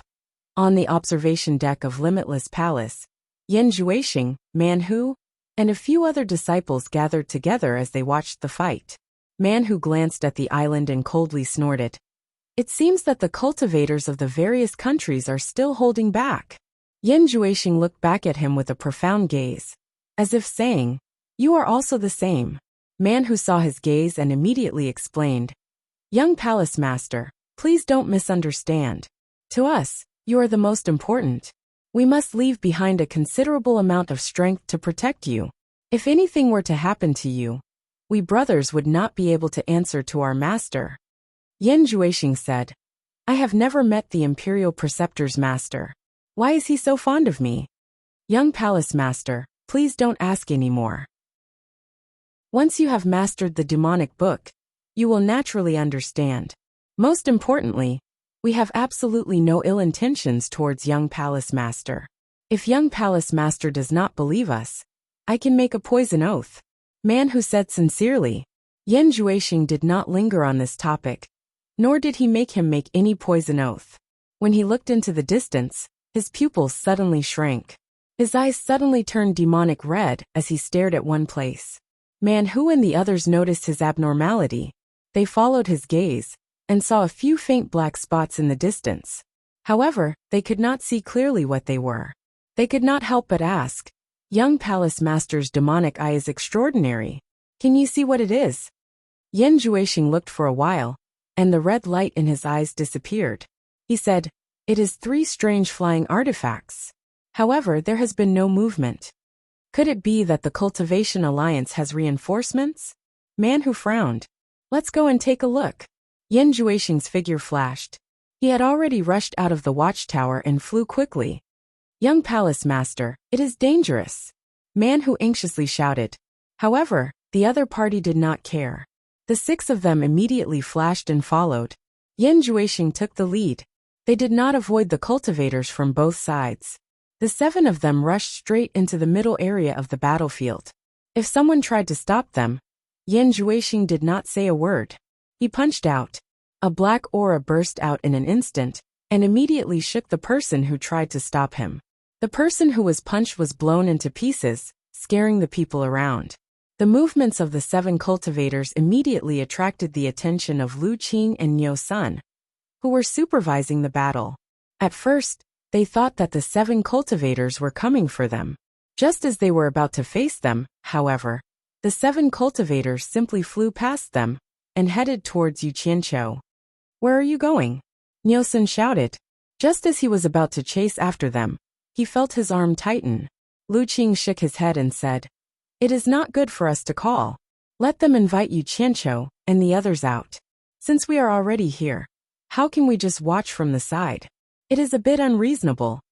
Yu Qianqiu, who was hiding in the flying artifact, was rubbing his round belly and burping comfortably. Ze, who was at the side, warned, "Someone is coming for us. We are the piece first. Why are they coming for us? Who would be so bored?" Yu Qianqiu looked over and saw 7 figures appearing in an instant. They were floating outside the transparent crystal window and looking at him. Yan Juixing and the others saw the 2 transparent big guys from afar. They did not know that the people inside were old acquaintances. They immediately looked at each other.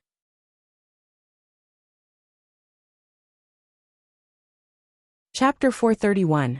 Neither of them expected it to be the other. Yan Juixing didn't expect Yu Qianqiu to be sitting in this strange fellow and watching the show. He seemed to be very relaxed and was even holding a coconut in his hand. Yu Qianqiu was even more surprised. He didn't expect this fellow to be able to fly. This required at least a tribulation initial stage cultivation to be able to do so. Damn it. I thought my cultivation had increased very quickly. I didn't expect there to be someone even more abnormal. Yu Qianqiu looked at Yan Juixing's feet again and again. He really didn't see any flying artifact under Yan Juixing's feet. In addition, he couldn't see through Yan Juixing's cultivation at all. He had no choice but to accept the conclusion that Yan Juixing was stronger than him. I am really overjoyed to be able to see Brother Yu here. Could it be that Brother Yu isn't willing to come out and have a chat? Yan Juixing's face revealed a sincere smile. It couldn't be described as sincere. It should be described as happy. It seemed like he was about to get his wish fulfilled.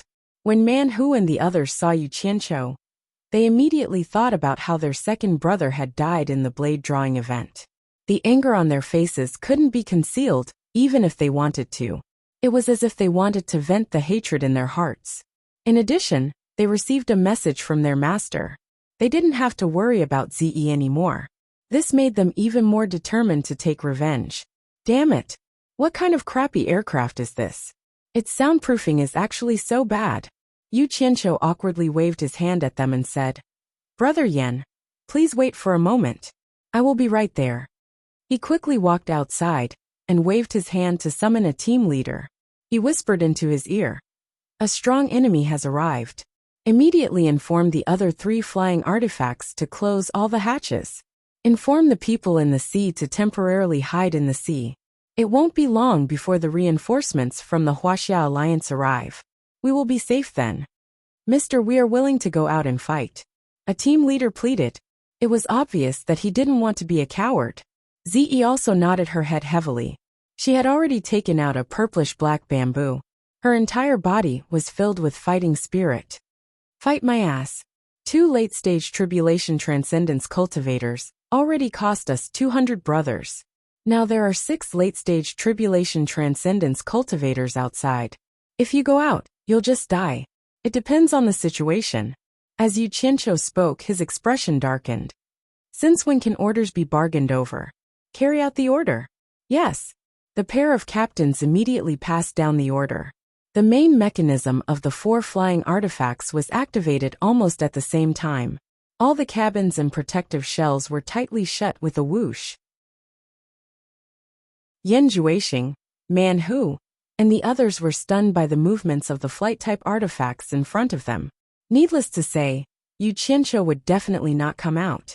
It seemed like he had made up his mind to hide inside. The few of them felt like they had been fooled. Yan Juixing's face was gloomy.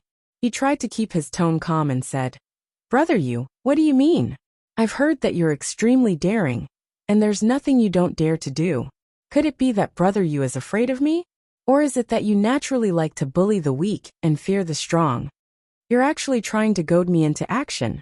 This is a trick that I won't play anymore after I get tired of it."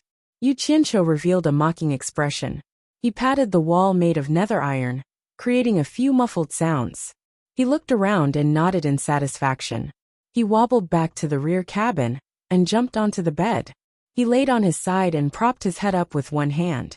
He smiled proudly and said, "Brother Yin, you are wrong. Back then, Brother Yin and I were like old friends at first sight, so we addressed each other as brothers. How could I be afraid of you? It's just that Brother Yan's cultivation has increased by leaps and bounds. I want to test Brother Yan to see if Brother Yan can open my flight-type artifacts. I have no other intentions. Yan Juexing's expression twitched. He knew that anything else he said would be nonsense. Yu Qianqiu would definitely not come out. Shameless, man who angrily shouted. Yu Qianqiu, you want to rely on a few flight-type artifacts to protect your life? You're simply delusional. Yu Qianqiu leaned on the bed and grinned, saying, Brother Yan, you are a refined and cultured person, so why would you get mixed up with a bunch of roaming ruffians? It's truly a pity. AI. Don't talk nonsense with him. Let's attack together and break it. I want to see where he can hide. Man who waved his hand at his junior brothers. They nodded and a cold light flew out from their storage pouches. 6 flying swords flew into the sky. Brothers, cover your ears. Yu Qianqiu shouted. He took the lead and grabbed a blanket to cover his ears. The others were not stupid. Hearing the words outside, they naturally knew what was going to happen. They all stuffed their index fingers into their ears. The 6 junior brothers pointed their fingers and 6 cold lights shot down like lightning. Bang! A loud sound rang out. The flight-type artifact that was hit by the 6 flying swords was instantly shaken down by 40 to 50 meters. The people inside were shaken to the point that they hit the roof of the cabin and fell down. Yu Qianqiu even bounced up from his bed and rolled a few times on the cabin floor. A pile of coconuts also rolled around. He crawled up and quickly ran back and forth. Finding that the flight-type artifact was fine, he immediately breathed a sigh of relief. Then he continued to cover his ears. He was already prepared to suffer another blow.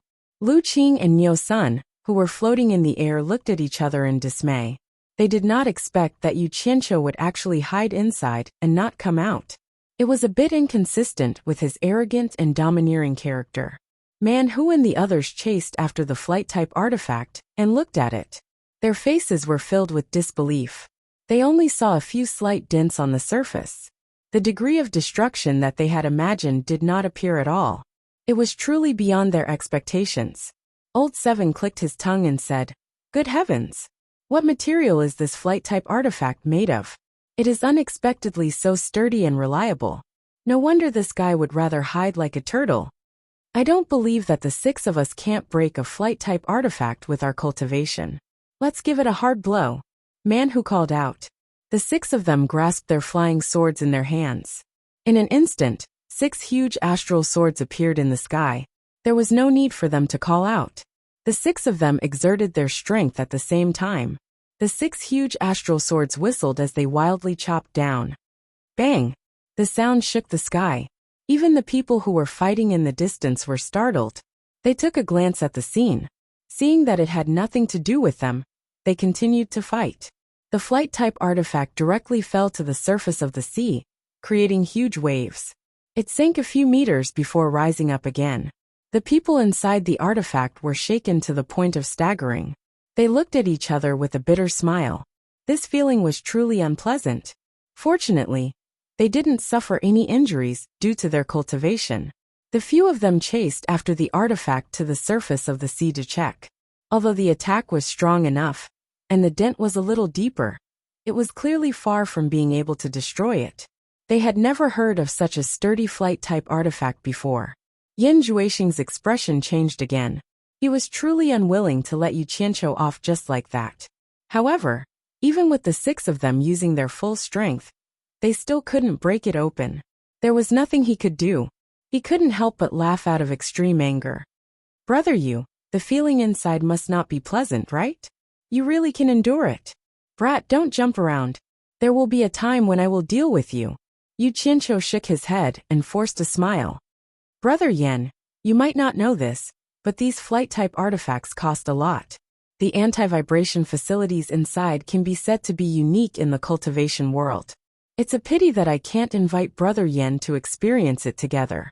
Ze, who was shocked to the point that her expression changed slightly, rolled her eyes at him. It was as if she was saying, You're just trying to impress yourself. Yu Qianqiu smiled bitterly at her helplessly and continued. By the way, as brothers, I have something to remind you. You have to be careful. The people who are fighting with you now are just bait. Later, you carefully observe the east and south sides of Wuji Island. A large number of experts from the Cultivation Alliance will take advantage of the emptiness of Wuji Island to massacre Wuji Island. Brother Yen, if you have any relatives, friends, or valuables, it's better to move them in advance. Otherwise, it'll be too late to regret it. Don't blame me for not reminding you. Haha. His words made everyone's expression change. For Yin Juexing, apart from his father, there was also his father and son's assets on Wuji Island.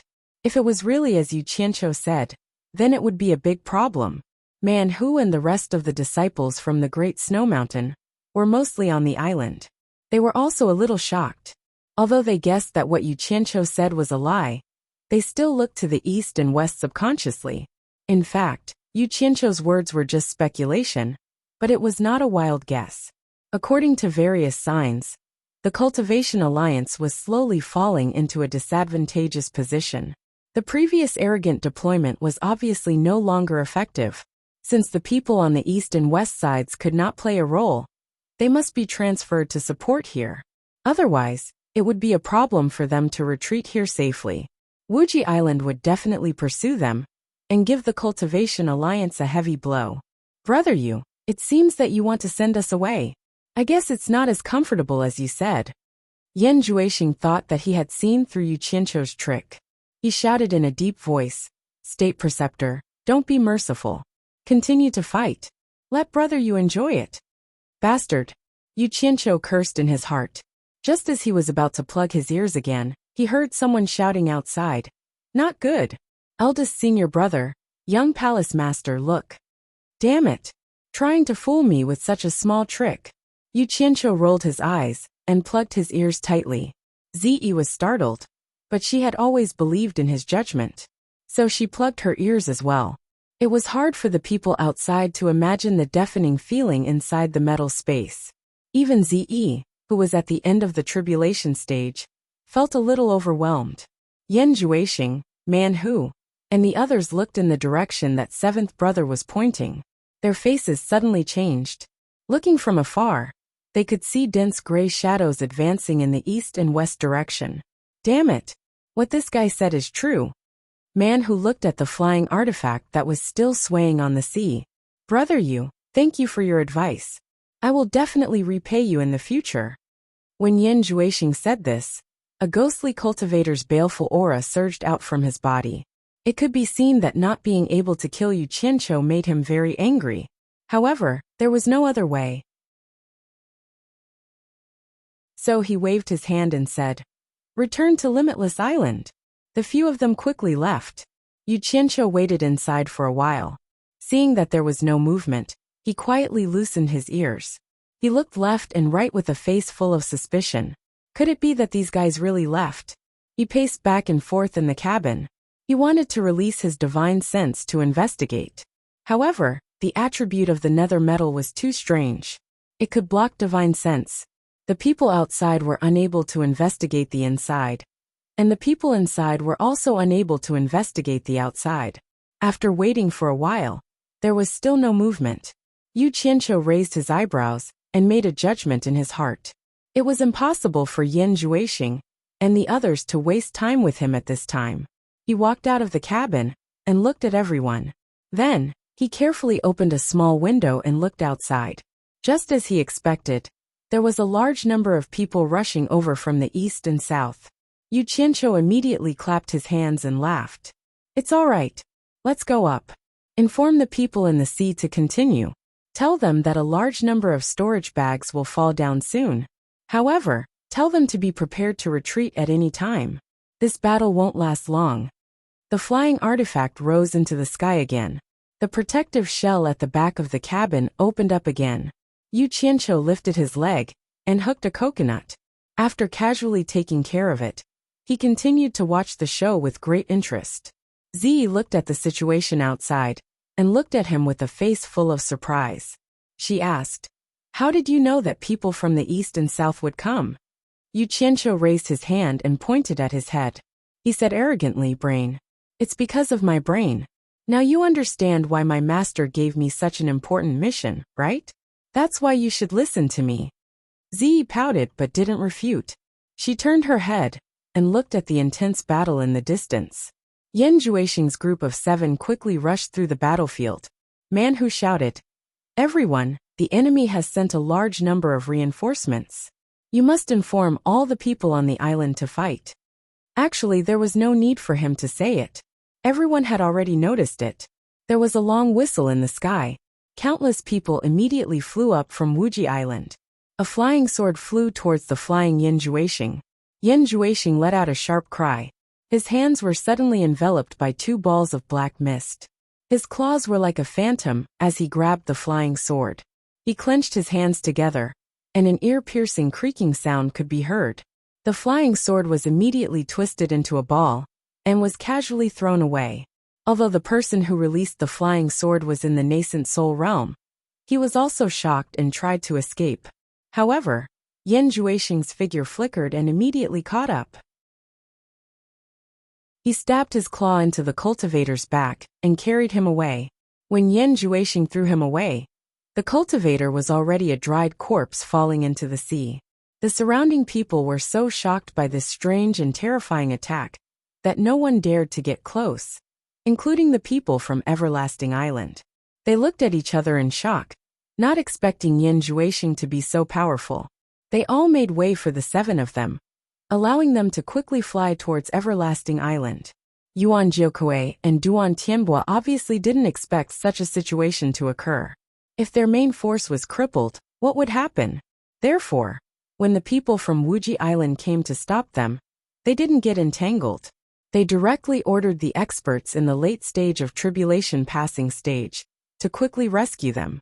Most of the experts immediately escaped and rushed to the main battlefield. It was a pity that those small sects couldn't get away for a while. They had no choice but to play the role of blocking and delaying. There was no need to describe their miserable ending. With the arrival of dozens of experts in the late stage of tribulation passing stage, the situation of the fight at the top immediately changed. The Cultivation Alliance immediately counterattacked. Chang Mandong, the old man in embroidered clothes, suddenly heard a shrill scream coming from behind him. He looked back and saw a cultivator who was guarding behind him being attacked by 3 experts in the late stage of tribulation passing stage. The cultivator was accidentally cut in half at the waist. Chang Mandong immediately cried out in grief, "Junior Marshal Brother Chiu!" 4 of his fellow disciples came, but now 2 of them were dead. How could he explain this to his master? However, after the 3 experts in the late stage of tribulation passing stage killed Chang Mandong's junior marshal brother, they immediately rushed towards him. Chang Mandong was shocked. He couldn't care less about his grief. He turned around and desperately fought off the entangled opponents, then forcibly flew into the sky and escaped. Chapter 432. After the man surnamed Chiu was killed, as soon as he fell into the sea, someone immediately dragged his body into the water, and the storage bag at his waist was instantly taken away. A group of special forces, in the early stage of tribulation passing, could easily hold their breath in the water for 2 to 4 hours. It was a clean and neat job. But at this moment, a group of special forces received the order to retreat, so they quickly retreated through the blood-stained seawater, rushed into the blue sea, and quickly washed themselves clean. The flying artifact that was waiting for them on the surface of the sea opened a hatch with its back, facing the direction of the battle. Dozens of people sneakily flashed back again. The hatch closed, and the flying artifact quickly rose into the sky. Ziyi looked at the movement below, and then looked at the sea where people were still falling. She wondered, we should still be able to collect a lot of storage bags. Why did you ask them to retreat? Next to him, Captain One also nodded slightly, expressing the same doubt. Yu Qianqiu smiled slightly and said, "If we continue to fight, we will lose 800 men to kill 1,000 of the enemy. Which sect in the Cultivation Alliance is willing to do this? I believe it won't be long before they retreat. By then, our people will still be down there, and we will become the target of Wuji Island's anger. Going too far is as bad as not going far enough. Captain One ordered us to retreat. Let's go back to Wanghai Town first." The order was passed down, and the 4 flying artifacts quickly rose into the sky and flew back to the west. Not long after they left, the Huaxia Cultivation Alliance was indeed fighting and retreating, while Wuji Island was in hot pursuit. However, when they were close to Wanghai Town, they finally retreated unwillingly. After all, they were close to the enemy's base camp, and it would be bad if they were ambushed. As soon as the 4 flying artifacts returned, Yu Qianqiu and Ziyi immediately came out and went to the cabin of another ship. They saw several piles of storage bags on the cabin board. Ziyi's eyes lit up, while Yu Qianqiu rubbed his hands excitedly and asked, "How many storage bags are there?" Captain Tu replied, "About 3,000. Oh, in that case, at least 3,000 people died in the battle between the two sides. Hee, not bad." Yu Qianqiu smiled and waved his hand. "Send a few people to stand guard outside, and close the cabin door. Don't let anyone get close. Categorize the items inside, and don't mix them up. Let's see what we got this time. Oh right, put the spirit stones in different grades, don't mix them together." With a wave of his hand, a dozen or so people immediately surrounded each pile of storage bags. Each of them picked up the storage bags and quickly sorted out the things inside. Immediately, the dazzling sound of spirit stones clattered incessantly. All kinds of bottles containing medicinal pills also clattered and collided with each other. There were also many magic tools in a mess. When the people of Everlasting Island returned to the sea region where the fierce battle took place, the cultivators of various countries immediately sent many people to the sea to salvage the storage bags of their cultivators. As for the storage bags of the cultivators of the Chinese cultivation world, they would naturally belong to whoever found them. Chang Mandong of the Tuan nation impatiently gathered all the disciples around him. Even he himself quickly dived into the sea, roughly at the spot where his junior brother had fallen into the sea. The cultivators of various countries looked at him with some surprise. Chang Mandong's actions were somewhat puzzling. So many people stopped in the air and didn't return. However, they didn't know that the storage bag on Chang Mandong's junior brother contained a very important item. Furthermore, there were a large number of spirit stones inside. Chang Mandong definitely couldn't let it fall into the hands of others. Because the smell of blood was too strong, it had already attracted countless sharks. Chang Mandong casually killed 7 or 8 of them the moment he entered the sea. Fortunately, the sea here wasn't too deep, and the sea water was already filled with blood. The line of sight was still good. After a few dozen meters, they reached the bottom of the sea. At this time, there were corpses everywhere, attracting all kinds of carnivores in the sea. After a group of people dived into the sea to search, they were immediately shocked to find that the storage bags on almost everyone's waist were gone. Only a small number of corpses could still be seen. Chang Mandong's heart immediately sank. He sent a voice transmission to the people of his sect to find his junior brother's corpse at all costs. Seeing that there was no harvest, the cultivators of other countries all floated to the sea and reported the strange things that had happened here. Only Chang Mandong's sect was still searching everywhere. Hard work pays off. In addition, the people of his sect were quite familiar with the appearance of Senior Qiu. Finally, they found the 2 parts of the corpse.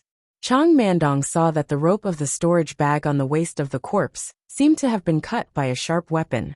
It was obviously done by someone. Suddenly, his scalp felt a little numb. After the cultivators of various countries received the report, they were also shocked. Someone actually took advantage of the battle to hide in the sea and reap the benefits. Who did it? It was really puzzling. After the Cultivation Alliance returned from the battle, as soon as they returned to Wanghai Town, the important figures of each sect gathered together to discuss the reasons for the defeat this time. Of course, arrogance was the reason that everyone knew, but it was inevitable that they would blame each other. However, the unluckiest ones were the small sections. Not only did they suffer heavy losses, but they also had no right to blame anyone. They could only grit their teeth with ashen faces. After arguing for a long time, they could not come to any conclusion. After a while, everyone felt that something was missing. After thinking about it carefully, they realized that Yu Qianqiu was not there. In this battle, Yu Qianqiu had a power weapon, but he did not make a move. It was really infuriating, and he was immediately condemned by everyone. Under the crowd's agitation, Lu Qing had to shout, "Someone, go and invite Yu Qianqiu here." Immediately, a disciple of Fuxian Island received the order and left. They did not know that Yu Qianqiu was immersed in the joy of everyone dying, and him becoming rich. He did not have the mood to come here to discuss. Moreover, no one informed him, so he would not take the initiative to come. In the flying instrument, Ziyi also took the initiative to organize the things in the storage bag with everyone. Suddenly, a team member next to her, who was carrying a storage bag, exclaimed, "There are quite a lot of spiritual stones in this storage bag.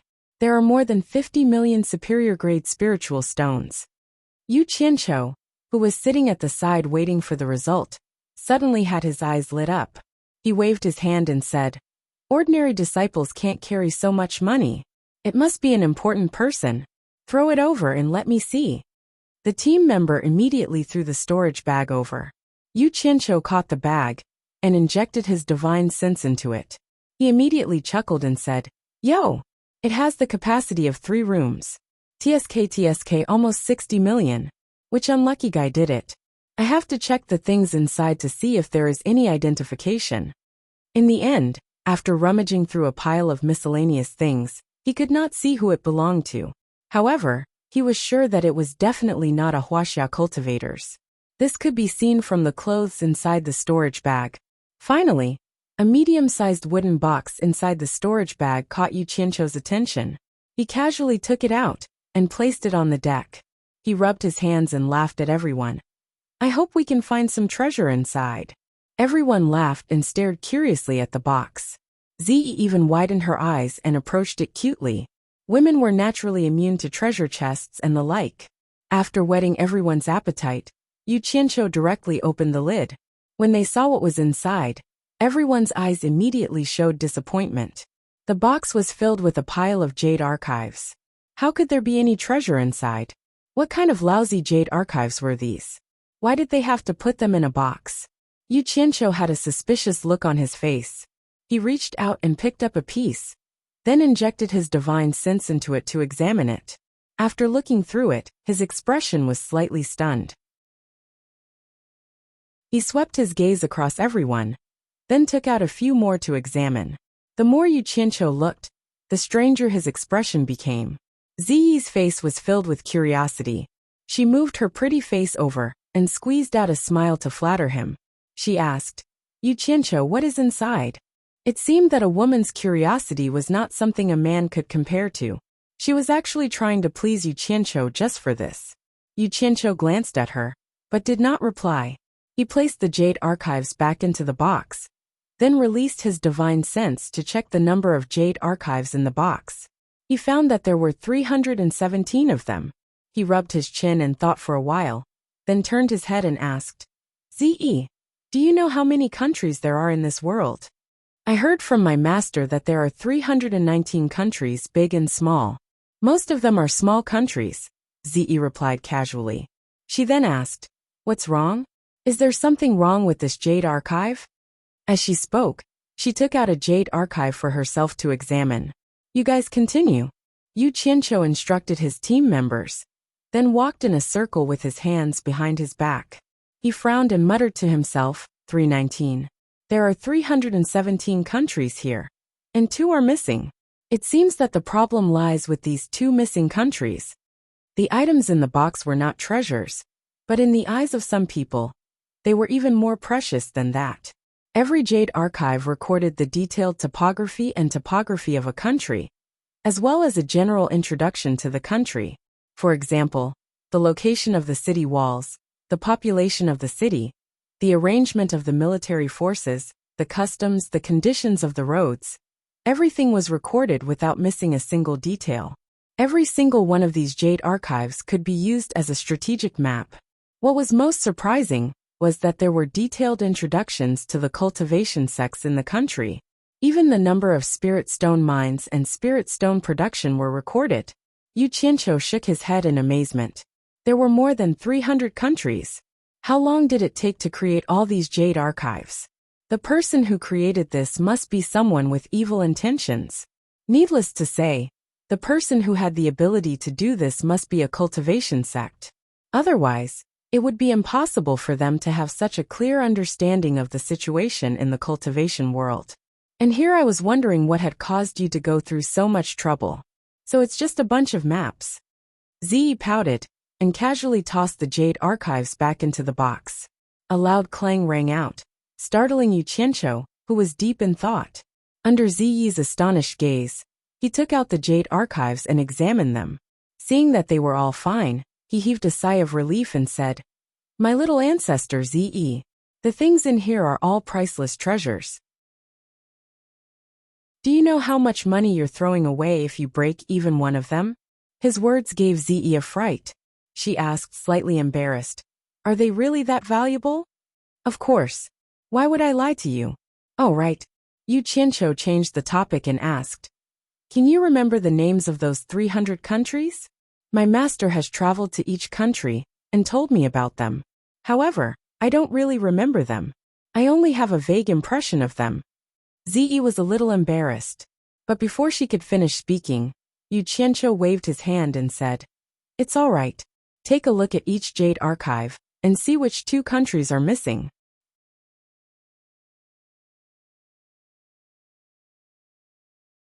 Chapter 433. Without another word, Ziyi immediately picked up the jade archives and examined them one by one. She was very serious, and 2 small wrinkles appeared on her smooth forehead. Yu Qianqiu smiled slightly. It was most reassuring to see a simple-minded person doing such a thing. The cabin door opened, and a member walked in, reporting, "Sir, someone from Supporting Immortal Island is looking for you." Yu Qianqiu tilted his head and stared at Ziyi, who was squatting there, as he casually asked, "What's the matter?" The member replied, "They said that the Cultivation Alliance is looking for you, and they want you to make a trip there." "The Cultivation Alliance is looking for me?" Yu Qianqiu raised his brows and chuckled. With his hands behind his back, he slowly walked out. Outside, a disciple of Supporting Immortal Island was stopped when he was about 20 meters away from the flying artifact. "Sir, say no more. The Cultivation Alliance has always looked for me, but good things don't come knocking on their door. Let's go." Yu Qianqiu immediately interrupted him. A flying sword shot out from his sleeve, and he stepped on it, heading toward the Cultivation Alliance. The disciple of Supporting Immortal Island was stunned, but he quickly followed. As soon as he arrived, the various sects' denouncing expressions were clear on their faces. Yu Qianqiu swept his gaze across them, then walked into the crowd expressionlessly. He cupped his fists at the crowd and said, "Everyone, why have you summoned me so urgently? Actually, there's no need to ask. I've never seen the Cultivation Alliance look for me for anything good. Speak. Are you all trying to drown me with your spit? Or are you trying to pin a crime on me?" The various sects' idle mouths and their anger were immediately stuck in their throats. Even if they wanted to spit it out, they had to sort it out first. The atmosphere was immediately dampened. Someone from the Luo sect coughed. An old man slowly took a step forward and said in a deep voice, "Yu Qianqiu, when the various sects are fighting against external enemies and fighting to the death, why are you lone cultivators hiding at the side and turning a blind eye to it? Do you really not see yourself as a member of the Cultivation Alliance?" "Yo, an old acquaintance." A smile appeared on Yu Qianqiu's face. He cupped his hands and said, "So it's Senior Su Qianqiu of the Daluo sect." Back then, when the 3 major sects of the righteous and demonic sects were training in the demon domain, Junior met Senior once. After so many years, this Junior has often missed Senior. I didn't think that Senior would still remember this Junior. This is really Junior's honor. The top 3 sects of the Righteous Path and Devil Path are having a trial in the demon domain. The sects who didn't know what was going on all looked at each other inquisitively. Everyone had heard that the top 3 sects of the Orthodox Path and the Devil Path would go to the demon domain to have a competition every few years. The results of the competition had always been kept secret. How did it become a trial? Isn't this a competition? The expressions of the 6 sects involved changed. There was indeed such a thing. But ever since they had been warned by the mysterious expert, the sixth sex had never gone there again. Actually, it wasn't a big deal to say it out loud, but it would definitely affect the prestige of the sixth sex in the righteous and demonic sects. If they encountered people who wanted to sow discord, it would be more or less troublesome. For example, Yu Qianqiu in front of them was an expert at stirring up trouble. The other 5 sects involved all looked at supporting Immortal Island, as if saying that they were all good people from supporting Immortal Island. Lu Qing of supporting Immortal Island frowned and said, Yu Qianqiu, if you want to reminisce with Elder Su, now isn't the time. Let's get back to business. It's good that you know the taboo. Yu Qianqiu sneered at Su Qianquan as if saying, You've reminded me. If you hadn't come out, I would have almost forgotten about this. Actually, he was just giving a warning. Even if he really wanted to sow discord, he wouldn't do it. Some things couldn't be kept a secret. If it was spread out, who would dare to cooperate with him in the future? This was the golden rule that he had learned from his previous life. If it didn't reach the point of life and death, he couldn't make a big deal out of it. That way, there might still be opportunities for cooperation in the future. After all, everyone was in the cultivation world. He couldn't cut off all paths of retreat. Haha, let's get back to business. After laughing, Yu Qianqiu's expression turned solemn. Elder Su, you've gone too far. We itinerant cultivators have been waiting for an opportunity. How could we just stand by and watch? This is something that everyone can see. Su Qianquan looked at the others, as if he wanted them to say something. Just now, because of the conflict between Daoyuo sect and Yu Qianqiu, he couldn't help but jump out first. In the end, he suffered a loss. Now that Yu Qianqiu had gotten back to business, if he continued to harp on it, he was afraid that Yu Qianqiu would throw caution to the wind. It was better to endure it for now. Oh, did anyone see that I just stood by and watched? That's pure bullsh*t. Yu Qianqiu looked around and raised his arms as he said loudly, We itinerant cultivators attracted the attention of 7 tribulation passing experts from Limitless Island. 6 of them were at the final stage of the tribulation passing stage. We fought them to the end. Did everyone really not see that? Didn't this reduce the pressure on the sects? If this is considered as standing by and watching, then there's no justice in this world. The sects that had participated in the trial in the Demon Ghost region were temporarily silent. Without the leaders of these 6 sects, the original fiery anger of the crowd was immediately extinguished, as if a bucket of cold water had been poured over it. Yu Qianqiu felt proud of himself, secretly praising himself for having achieved the miraculous effect of using 4 tails to overcome 1,000 caddies. As he looked left and right, he suddenly saw the enchantress of 100 charms, throwing him a meaningful wink. He immediately lowered his head and pretended not to see anything. He was proud, but now he was ready to throw caution to the wind. Just when everyone thought that this matter was going to end, someone in the crowd suddenly shouted, Yu Qianqiu, don't try to argue. Everyone knows that you didn't intend to fight from the beginning. When the 7 tribulation passing experts found you, you also hid in the flying magic tool. How dare you say that you fought them to the end? How can you be so shameless? Everyone was stunned, and their eyes all looked in the direction of the voice. Yu Qianqiu was stunned, and thought that there was really someone who was stubborn. He immediately shouted, Who is it? Who is it? Don't hide behind people's backs and hurt them. If you have the guts, come out and say it. It's me, the elder of the Imperial Sword Sect, Tu Yanfeng. That person shouted loudly, and the crowd immediately parted to make a path. An old man at the middle stage of the nascent soul realm stepped out angrily and stared at Yu Qianqiu without fear. When the various sects saw that it was him, they were all slightly stunned. A third-rate sect's elder actually dared to go against Yu Qianqiu without changing his name? Could it be that he didn't know that this brat was someone who would seek revenge for the smallest grievance? With Yu Qianqiu's strength, it was a piece of cake for him to flatten the Imperial Sword Sect. After the initial shock, everyone revealed a look of admiration, but then there was a look of mockery in their eyes. There were so many big sects here. So when did a third-rate sect have the right to speak?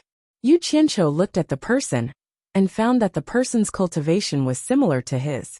and he was from an unknown small sect. He was really surprised. When he entered the cultivation world, he joined the Ong Kwang Sung sect. It could be said that his starting point was quite high. After that, the sects he interacted with were all famous and big sects. And he really didn't have any contact with those small sections. I have always been in the upper echelon. So when did I offend the Imperial Sword sect? Yu Qianqiu scratched his head in confusion, and then he respectfully said, Elder Tu, I have never met you before. Did I offend you in any way? You didn't offend me in any way, but I just can't stand your despicable face. You obviously have your own selfish motives, but you still want to twist words and force logic. I am deeply ashamed to be associated with people like you in the Cultivation Alliance. Tu Yanfeng pointed at Yu Qianqiu's nose and cursed. The crowd was in an uproar, and they all whispered to each other, almost applauding and cheering. Yu Qianqiu's face darkened, and he shouted, Tu Yanfeng, I have no enmity with you, and you dare to insult me in public? Do you think I'm afraid of you just because I don't belong to any sect? You don't have to be afraid of me, and I don't have to be afraid of you. At most, I will just die. Tu Yanfeng shouted back tit for tat. In this battle, all the disciples of the Imperial Sword sect who came with me have died, and I am the only one left. I have no face to go back and face the sect leader. If you don't want to fight, that's your own business, and it's not my place to talk about it. But you are here to argue, and it is simply an insult to the disciples of the Imperial Sword sect who died in the battle. If I don't scold you, who will? If you are not convinced, do you dare to fight with me? People do not do good, but they all have good thoughts. When all the sects heard what he said, they were all filled with deep veneration, and no one dared to look down on him anymore. But when they thought of Yu Qianqiu's character of seeking revenge for the smallest grievance, and Tu Yanfeng's challenge gave him an opportunity, they all sighed in their hearts, and thought that Tu Yanfeng's life was probably over. Yu Qianqiu's mouth was wide open, and he was stunned for a moment. Suddenly, under the watchful eyes of the crowd, he bowed deeply to Tu Yanfeng and said, Senior, you are loyal to the sect, and this junior admires you from the bottom of my heart. I misunderstood you just now. Yu Qianqiu's words were rude, but you misunderstood me too, Sai. Let's not talk about this kind of unspeakable secret. All the sects were stunned, and Tu Yanfeng, who was ready to fight to the death, was even more stunned. The anger that filled his chest had been mostly extinguished. At this moment, everyone clearly saw a humble, respectful, and virtuous junior. He was like a completely different person from the previous Yu Qianqiu. If you really have some unspeakable secret, why don't you say it? If what you said is reasonable, I'll apologize to you in front of everyone. Tu Yanfeng said after being stunned for a moment, and the aggressiveness in his tone was gone. Yu Qianqiu shook his head and said with a bitter smile, Let's not talk about it anymore. If I continue, I'll inevitably be suspected of twisting words and forcing logic. Senior, you have a noble character and unquestionable integrity, and you dare to stand up and argue for what's right. And the loyal disciples of the Imperial Sword School, I, Yu Qianqiu, can only admire you. Senior, what you said was right. It's a shame to be associated with me, and I'm ashamed to face the loyal disciples of the Imperial Sword School who died in battle. Sai, if that's the case, I, Yu Qianqiu, announce in front of everyone that I and a group of rogue cultivators will withdraw from the Cultivation Alliance, and will no longer enjoy the protection of the Cultivation Alliance. As punishment, all the sects were in an uproar, and the four major families were all stunned. The Allure Beauty's eyes were filled with doubt, and her pair of bright eyes looked at Tu Yanfeng from time to time, and then glanced at Yu Qianqiu, thinking to herself, these two fellows seem to have taken the wrong medicine. Could it be that the two of them colluded to put on a show? What the hell is the little fox doing? Tu Yanfeng was dumbfounded. Yu Qianqiu, if you have something to say, say it. Don't be so impulsive. Sigh.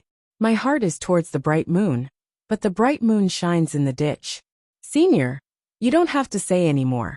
Actually, I can see that the Cultivation Alliance has a lot of misunderstandings about me. If that's the case, why should I stay and be hated by others? It's good that I leave. There will always be a place for me, Yu Qianqiu, in this big world.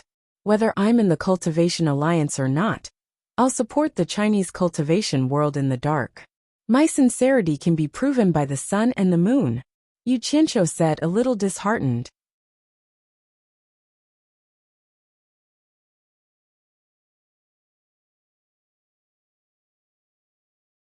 Let's talk this out. Yu Qianqiu stopped and looked at the old man speechlessly. Your men are all dead. Instead of worrying about yourself, you're worrying about me. Why don't you look at how everyone is looking at you? Not knowing whether to laugh or cry, he shook his head. Elder Two, please stay. I've made up my mind. There's no need to hold me back. But before I leave, I'd like to ask Elder Two to pass a message to your sect master. Tell him that if the Imperial Sword School encounters any trouble in the future, don't hesitate to use my name, Yu Qianqiu. As he said this, he glanced at the sects coldly. Then he threw out a flying sword and flew away. Tu Yanfeng was stunned. The people that the Imperial Sword School brought were all dead. Now they had found a backer. But he was not stupid. If Yu Qianqiu left the Cultivation Alliance, the Daluo sect would be the first to find him. If he wanted to be the backer of the Imperial Sword School, he had to protect his own life first. I still have something to do. I'll take my leave first. Tai Junshan of the Corpse sect cupped his hands at everyone and flew away quickly. I'll take my leave too. The Allure demon bowed slightly and flew in the same direction as Tai Junshan. Many people watched her leave, reminiscing the beauty of her graceful figure when she left. Then the four families, the Moon Clan, and even the 10,000 demons took their leave. With the departure of so many sect leaders, the other sects also temporarily dispersed. Many people walked up to Tu Yanfeng and congratulated him. Congratulations on finding a good backer for your esteemed sect, haha. Tu Yanfeng didn't know if they were congratulating him or announcing his death. Subconsciously, he looked at the Daluo sect. It seemed that a few people were staring at him expressionlessly. He quickly turned around and left. He was complaining in his heart. He hoped that his impulsiveness would not bring trouble to the sect. Next to the four flying instruments, Yu Qianqiu had just landed. Tai Junshan, the Allure demon, Niu Sun, and Bai Shan of the four families had already arrived. Yu Qianqiu looked at them and knew what was going on. He smiled and said, "Is there anything you need from me?"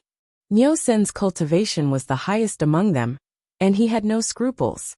He immediately laughed and said, "Yu Qianqiu, what do you want to do after leaving the Cultivation Alliance?" His question was what the others wanted to ask.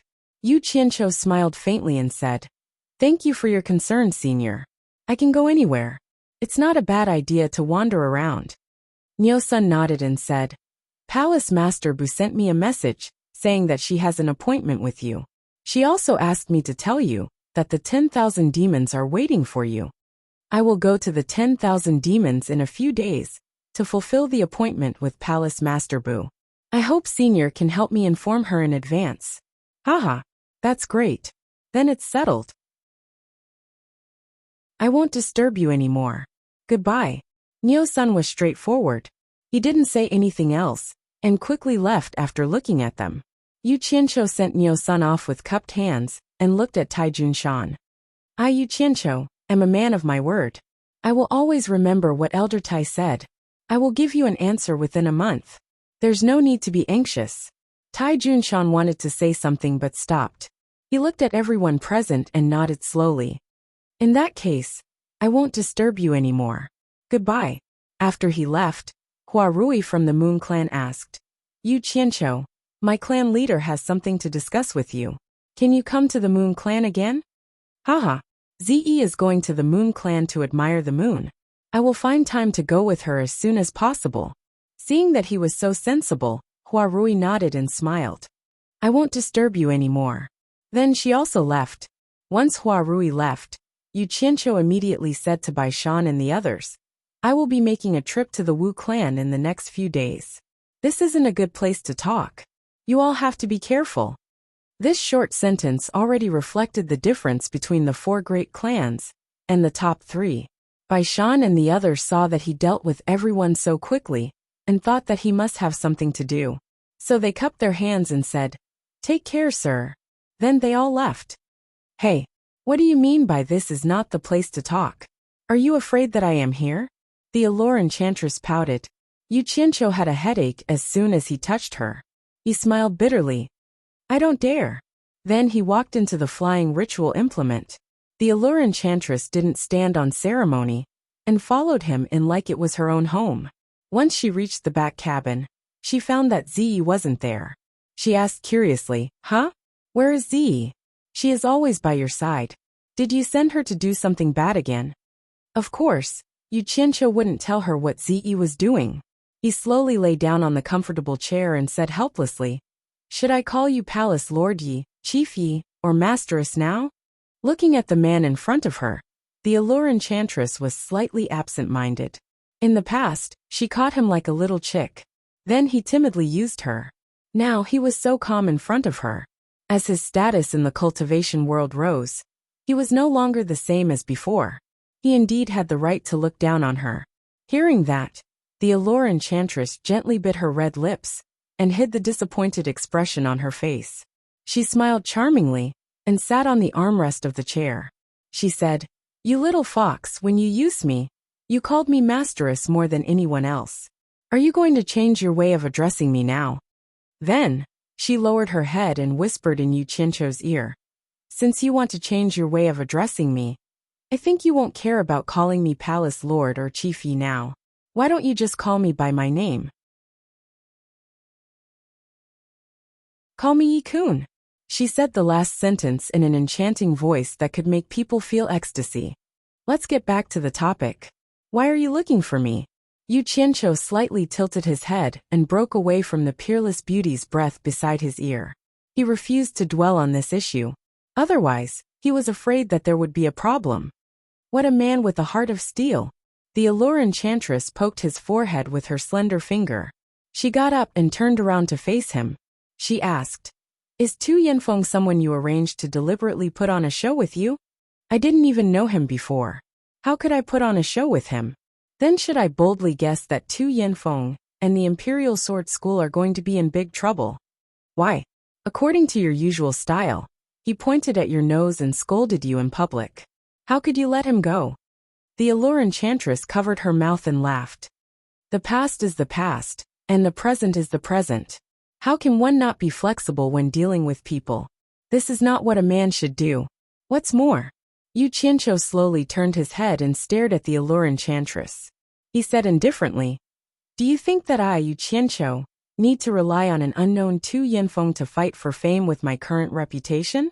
Do you think that I, Yu Qianqiu, need to rely on a small Imperial Sword School to prove myself with my current strength? Don't you think it's unnecessary to do that? There was no doubt that the arrogance in his words was unmistakable. It made people feel as if they had just seen his true face for the first time today. It was as if he was telling her that a real dragon would soar to the 9 heavens one day.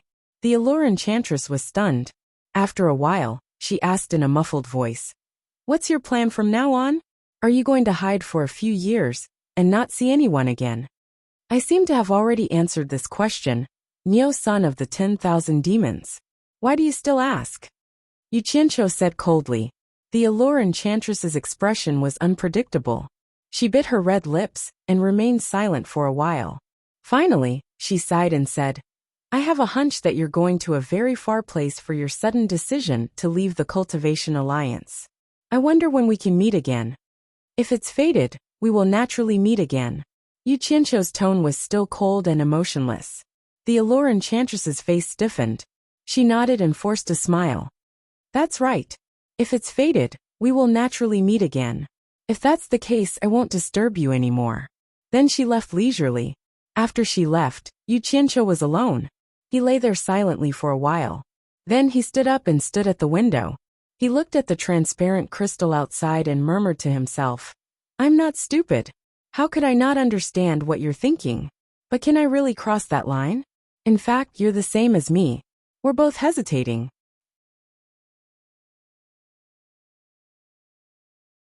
Chapter 435.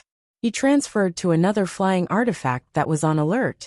The items in his storage bag had already been sorted out. After listening to the report, Yu Qianqiu realized that there were very few valuable things. The total number of spirit stones was less than 70 million high-grade spirit stones. Just the storage bag that contained the treasure chest alone had close to 60 million. In other words, the other storage bags didn't even add up to 10 million. Yu Qianqiu was a little depressed. It turned out that there weren't many rich people in the cultivation world. Seeing Ziyi hiding in a corner and guarding the chest with her head lowered in deep thought, he walked over and asked, "Which two countries are missing inside?" Ziyi just realized that he was back and said with some embarrassment, "There's no one in China, but I can't remember which country it is." "Don't make things difficult for yourself if you can't remember." Yu Qianqiu comforted her. Actually, he also knew that there were more than 300 countries. Perhaps everyone knew the names, but not many people could name them one by one. However, there was one thing without a doubt. Although the map of China wasn't in the chest, the things inside were definitely not made by the people of China's cultivation world. It seemed like he had to check the foreign cultivators and find out which countries' important people had died in this battle. Ordinary people wouldn't carry such a storage bag. After putting the chest away, Yu Qianqiu returned to his flying artifact and gave the order to set off. Their target was the Wu family of the 4 major families. After the various sects saw the 4 flying artifacts leave, they quickly sent the news of Yu Qianqiu leaving the Cultivation Alliance back to their sections. Then they went back to their own matters. After all, the most important thing at the moment was the battle with Wuji Island. The only thing that everyone was concerned about was what the Daoyuo sect would do to Yu Qianqiu. No sect would let over 1,000 people die in vain. The 4 major families had already received the news that Yu Qianqiu was coming. The 4 family heads gathered at the Wu family. It was not convenient for Yu Qianqiu to teleport here with Ziyi, so he could only fly over. When they were not far from the Wu family, they found a secluded mountain and sent Purple Robe away. They temporarily sent the 400-odd team members back to Utopia and put away the 4 flying magical artifacts. Then they gathered some firewood and piled it up. When Ziyi came back with 2 wild animals that Yu Qianqiu wanted to eat, she realized that the flying artifact and the people were gone. She asked curiously, "Where did they go?" Yu Qianqiu took the 2 pheasants and came to a small stream. He removed their feathers and gutted them. As he washed them, he told Ziyi, "I'll dismiss them first.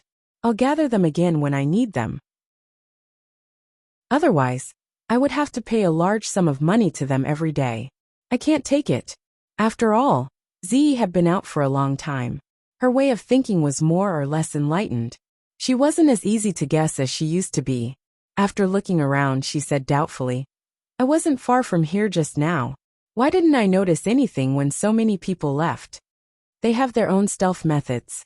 Ordinary people can't discover them," Yu Qianqiu said perfunctorily. This explanation was a little far-fetched.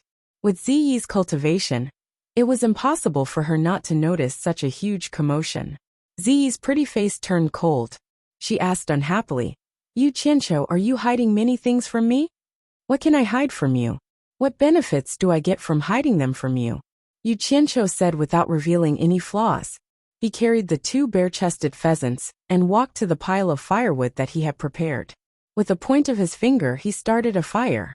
He took out a few metal skewers and stabbed the pheasants over the fire to roast them. He then took out a bunch of seasonings and started serving them slowly. Ziyi pouted her lips and stood far away. Yu Qianqiu sat on top of a rock, concentrating on taking care of the 2 chickens. He brought out his barbecue skills to the extreme. After waiting for a while, a rich aroma of meat filled the air. Ziyi's nose flared. She couldn't help but occasionally look over. Yu Qianqiu smiled and did not say anything. He waited until the 2 pheasants were golden yellow in color, and most of the fat was gone. The fragrance lingered and did not dissipate. Then he put out the fire. He raised the 2 roasted pheasants in his hands and smiled. "Ziyi, come and have a taste. My cooking skills are top-notch. I guarantee that you will never forget it after you eat it." Ziyi wanted to remain silent to express her protest. However, to her dismay, she discovered that the saliva in her mouth increased. After she swallowed it with difficulty, she walked over casually. She did not even look at him. It seemed like she was not interested in the roasted pheasants. "You little gluttonous cat, playing this game with me?" The corner of Yu Qianqiu's mouth curled up into a smile. He stuck one into the ground beside him and took a bite of the other roasted pheasant. After chewing a few times, he mumbled, "Delicious, delicious." Ze turned her head and saw him tear off a layer of yellow and glossy pastry and put it into his mouth. Then, he smacked his lips and revealed an intoxicated expression. Ze immediately walked over without saying anything. She grabbed the metal skewer and pulled out the other pheasant. Then, she sat back to back with Yu Qianqiu and opened her mouth to take a bite. Yu Qianqiu finished eating first. He stood up and threw away the food in his hands. Water flowed between his hands and removed the oil stains. Ze placed her hands behind her back and turned to look at the little gluttonous cat. She ignored her ladylike demeanor and hugged the pheasant with her hands. After Ze finished eating with satisfaction, Yu Qianqiu smiled and said, "Give me your hands." Ze stretched out her 2 hands in astonishment. When she saw the oil stains on her hands, she immediately stuck out her little red tongue. Suddenly, a wriggling little water dragon swam over and filled her 10 slender fingers, helping her get rid of the oil stains. The feeling of being touched by water was really comfortable. She looked at Yu Qianqiu with delight. However, she heard Yu Qianqiu smile and say, "Pucker up your mouth." Ze obediently did as she was told. Once again, she saw a little water dragon come over to help her clean the oil stains on her mouth and face. After the cleanliness, Ze widened her eyes and said, "It's delicious. You can roast it for me in the future." Yu Qianqiu nodded and smiled. "All right. However, let's make a trip to the Wu clan first." The barrier between them disappeared, and the 2 of them quickly flew towards the Wu clan. This time, Yu Qianqiu visited the Wu clan secretly. He didn't openly pass through the crowded Hat Island. Instead, he alerted a guard at the periphery of the Wu clan and instructed him to inform Wu Sihai to make a trip over. When Wu Sihai received the news, he was rather astonished. He didn't know why Jiang Yi was acting so mysteriously. However, Jiang Yi reckoned that Jiang Yi didn't want too many people to know of his arrival.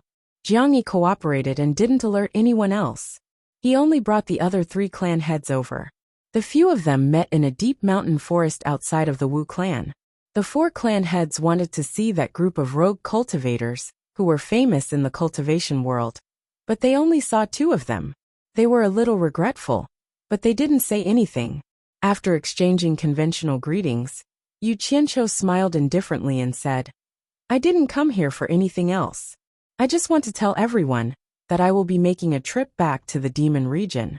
Previously, because I killed Wu Zhengang, I promised to bring Senior Wu Bao to meet my master. I hope the Wu clan can make arrangements now and ask Senior Wu Bao if he has the time to go with me." Zi was slightly startled. She only found out about Yu Qianqiu's plan now. When she thought about meeting Senior Bai again, she was nervous and excited. The 4 clan heads looked at each other and were rather excited. After Wu Sihai's excitement, he got a little worried and couldn't help but ask, "Yu Qianqiu, I wonder if Consecrator Wu Bao will be in danger after meeting the old ancestor. I am worried that the old ancestor—" He didn't finish his sentence, but everyone knew what he was worried about. It was obvious that he was afraid of infuriating the old ancestor, and Wu Bao might lose his life. Yu Qianqiu shook his head and said, "It is useless for you to worry. You can't make the decision for this matter. Why don't you invite the Wu clan's 3 clan elders together and let them discuss it?" Wu Sihai nodded with a grave expression and said, "Wait for a moment. I will go invite the 3 clan elders immediately." After speaking, he quickly skimmed the sky and left.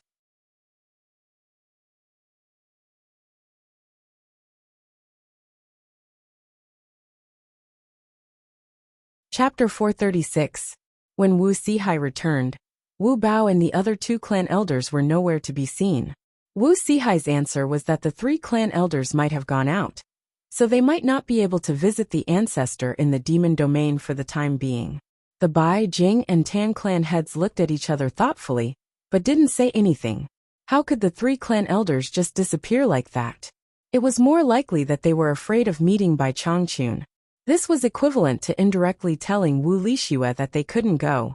Yu Qianqiu smiled coldly. "You're a supervillain. I'm really worried about letting you stay by Wu Lixue's side. I wanted to bring you to the demon domain and kill you, but you didn't want to go. You're smart enough to escape this disaster. Wu Sihai also shook his head awkwardly. No matter how tactful his words were, it was useless. They were not fools, so they naturally understood the twists and turns. He did see Wu Bao just now. When he heard that they were going to visit the ancestor, his expression changed again and again.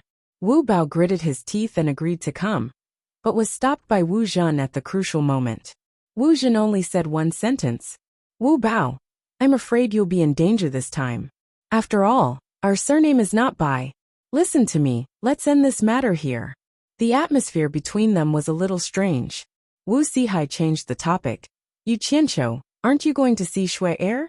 The matter between Wu Lixue and Yu Qianqiu was no longer a secret among the upper echelons of the four clans, so he asked without hesitation. Among the people present, only Ziyi didn't understand what he meant. Yu Qianqiu smiled faintly. I have my own way of contacting Shui Air. Saying so, he took out a porcelain bottle and a jade archive from his storage pouch and handed them to Wu Sihai, saying, Senior Wu, please send these two things to Baihua Ferry of Baihua Palace as soon as possible. He then took out a jade archive saying, there are some things recorded in here. There's no risk, please do as I say, Senior Wu. I'll do my best. Wu Sihai received the items and exchanged glances with the other three clan heads. He felt that Yu Qianqiu was acting a little strange today, as if he had purposely come here to put an end to everything. For patriarchs, we shall meet again. Yu Qianqiu cupped his hands at the four of them. A flying sword flew out from his sleeve and carried him away. A purple shadow followed behind him. The forest was quiet, except for the occasional chirping of birds. The four of them looked at each other. High up in the sky, the two of them pierced through the clouds and mist. After Yu Qianqiu's cultivation increased, his flying speed increased significantly. Ziyi tilted her head and kept looking at him. The crease between her brows showed that she was thinking about something.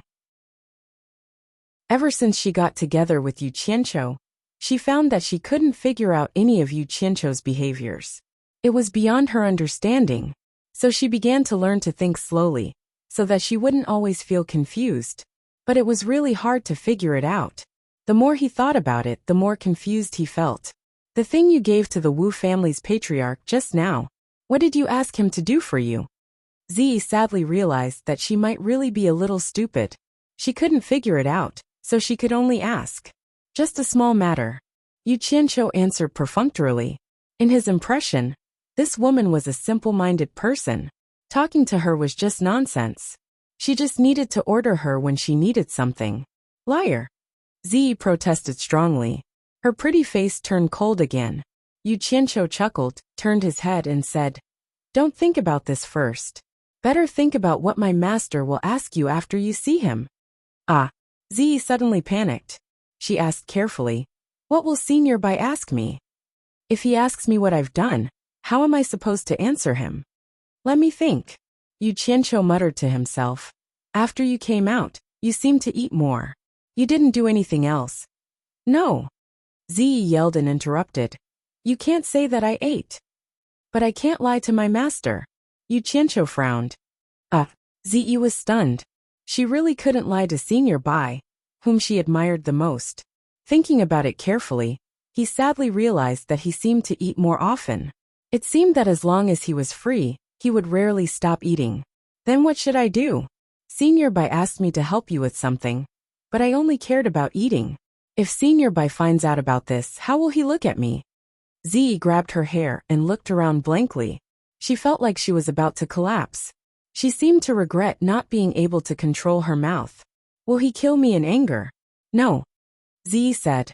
Suddenly she yelled again, scaring Yu Qianqiu. She stared at Yu Qianqiu fiercely and said, You have to think of a way for me. Otherwise, don't think about returning to Obedient Island. Even if you want to go, you have to settle Senior Bai's matter first. Otherwise, no one can go back. Ugh, you actually dare to threaten me? Believe it or not, I can strip you naked and set up a formation on the spot. Yu Qianqiu was startled. In the end he sighed and said, Forget it. Whatever my master asks you, just say that you don't know and push the blame onto me. When the time comes, My master will naturally ask me and not you. That's for the best. Ziyi's eyes lit up. Her face brightened up. But then she found Yu Qianqiu looking at her with a strange expression. Ziyi suddenly realized that what she was doing was a little too selfish. She asked nervously, "Can you bear it alone?" Yu Qianqiu immediately asked, "How about I let you bear it?" No. Ziyi waved her hand and said, "You bear it. You are Senior Bai's disciple. He won't do anything to you. If he really wants to punish you, as long as I am fine, I will ask my master to plead for you. Don't worry. Damn it. Like father like daughter. You are just like your father at the crucial moment." Yu Qianqiu was speechless. The demon ghost region was filled with dense fog. All kinds of mournful cries could be heard from time to time. Not long after the two of them entered, some small demons and ghosts peeked at them. When they saw Yu Qianqiu's face, they quickly closed their drooling mouths and buried their heads in fear. The person who came was not someone they could covet. Shantian Island. In the big house at the center of the island, there was a mat on the floor. It was wiped clean by someone. Bai Changchun was sitting cross-legged with his eyes closed. He was quiet and peaceful. Beside him, there was another person lying on his side. He was supporting his head with one hand and spinning a teacup with the other. Who else dared to be so unscrupulous around Bai Changchun? It was Mr. Nongzhu, the owner of the purple bamboo forest in the South Sea. The lid of the teacup buzzed and stopped. Two slender and fair fingers flicked on the surface of the teacup. Nongzhu raised her head out of boredom and asked, "Bai Changchun, are you really sure that Yu Qianqiu can protect my daughter?" Bai Changchun refused to answer this question, which had been asked hundreds of times. Ever since he returned from the South Sea, Nongzhu had been eagerly coming over and staying on Obedient Island ever since. He would ask the same question a few times a day, but he had never been seen seriously cultivating. Even Bai Changchun wondered how this guy had reached the middle stage of deification. Seeing that he did not answer, Nongzhu sat up and took out the flute from his waist. He asked, "Bai Changchun, don't you feel bored sitting here all day? Do you want me to play a song for you?" Bai Changchun abruptly opened his eyes and stared at the face that was right in front of him. He said in a low voice, "If you continue to chatter like a woman, I don't mind crippling you for a few hundred years and sending you back to the soul formation initial stage." Nongzhu quickly retracted his head. Bai Changchun snorted and closed his eyes again. After a while, he opened his eyes again and frowned. "Why are they here? Their cultivation has improved again." "Who?" Nongzhu jumped up and said excitedly. "Who is so stupid to break into your territory?" He was bored to death after staying here for so long. Today, he could finally see what was going on. "Your baby daughter," Bai Changchun finally replied. "What? You mean Ziyi is back? When will she arrive?" Nongzhu's handsome face twisted with excitement. He immediately released his divine sense and spread it around the demon ghost region. However, his cultivation was much lower than Bai Changchun's. He tried his best but still could not find Ziyi. But he was sure that it would take some time for his daughter to arrive if he could not find Ziyi with his divine sense. Yu Qianqiu and Ziyi crossed the 1,000 Miles Lake and landed on the island. Miss Mu also found them and was waiting for them on the island. Yu Qianqiu directly asked, "Is my master here?" Lady Mu nodded slightly and looked enviously at the two of them leaving together. As soon as they entered the big house, they saw two masters sitting cross-legged on one side. At this time, Nongzhu had already concealed her sparse image and completely looked like a master. Yu Qianqiu and Ziyi were stunned at the same time. They did not expect Nongzhu to be here. They quickly saluted. "Master, I'm back. Greetings, Senior Nongzhu." "Greetings, Senior Bai." "Greetings, Master." Bai Changchun nodded slightly and pointed to the front, indicating them to sit down. Nongzhu looked Ziyi up and down carefully. Her daughter should not have suffered any loss. Her face was slightly plump, and she looked much better than before. Not bad, not bad. Nongzhu felt relieved. She looked at Yu Qianqiu again, and felt that he was more pleasing to the eye. He should not mistreat his daughter outside. "What's the matter?" Bai Changchun asked. "I miss you, Master," Yu Qianqiu said respectfully. Suddenly, He found Nongju rolled her eyes disdainfully. He quickly added, "Secondly, I have something to report to Master. I have some plans, and I want to ask for Master's permission first." On the other hand, Ziyi was trembling with fear. She was afraid that Bai Changchun would ask her some questions. Nongju looked at Bai Changchun discontentedly. The atmosphere was so serious that my daughter was scared like this. You're tuning in to the Journey of the Soul YouTube channel. Don't forget to subscribe and join us on this journey to catch the most captivating stories.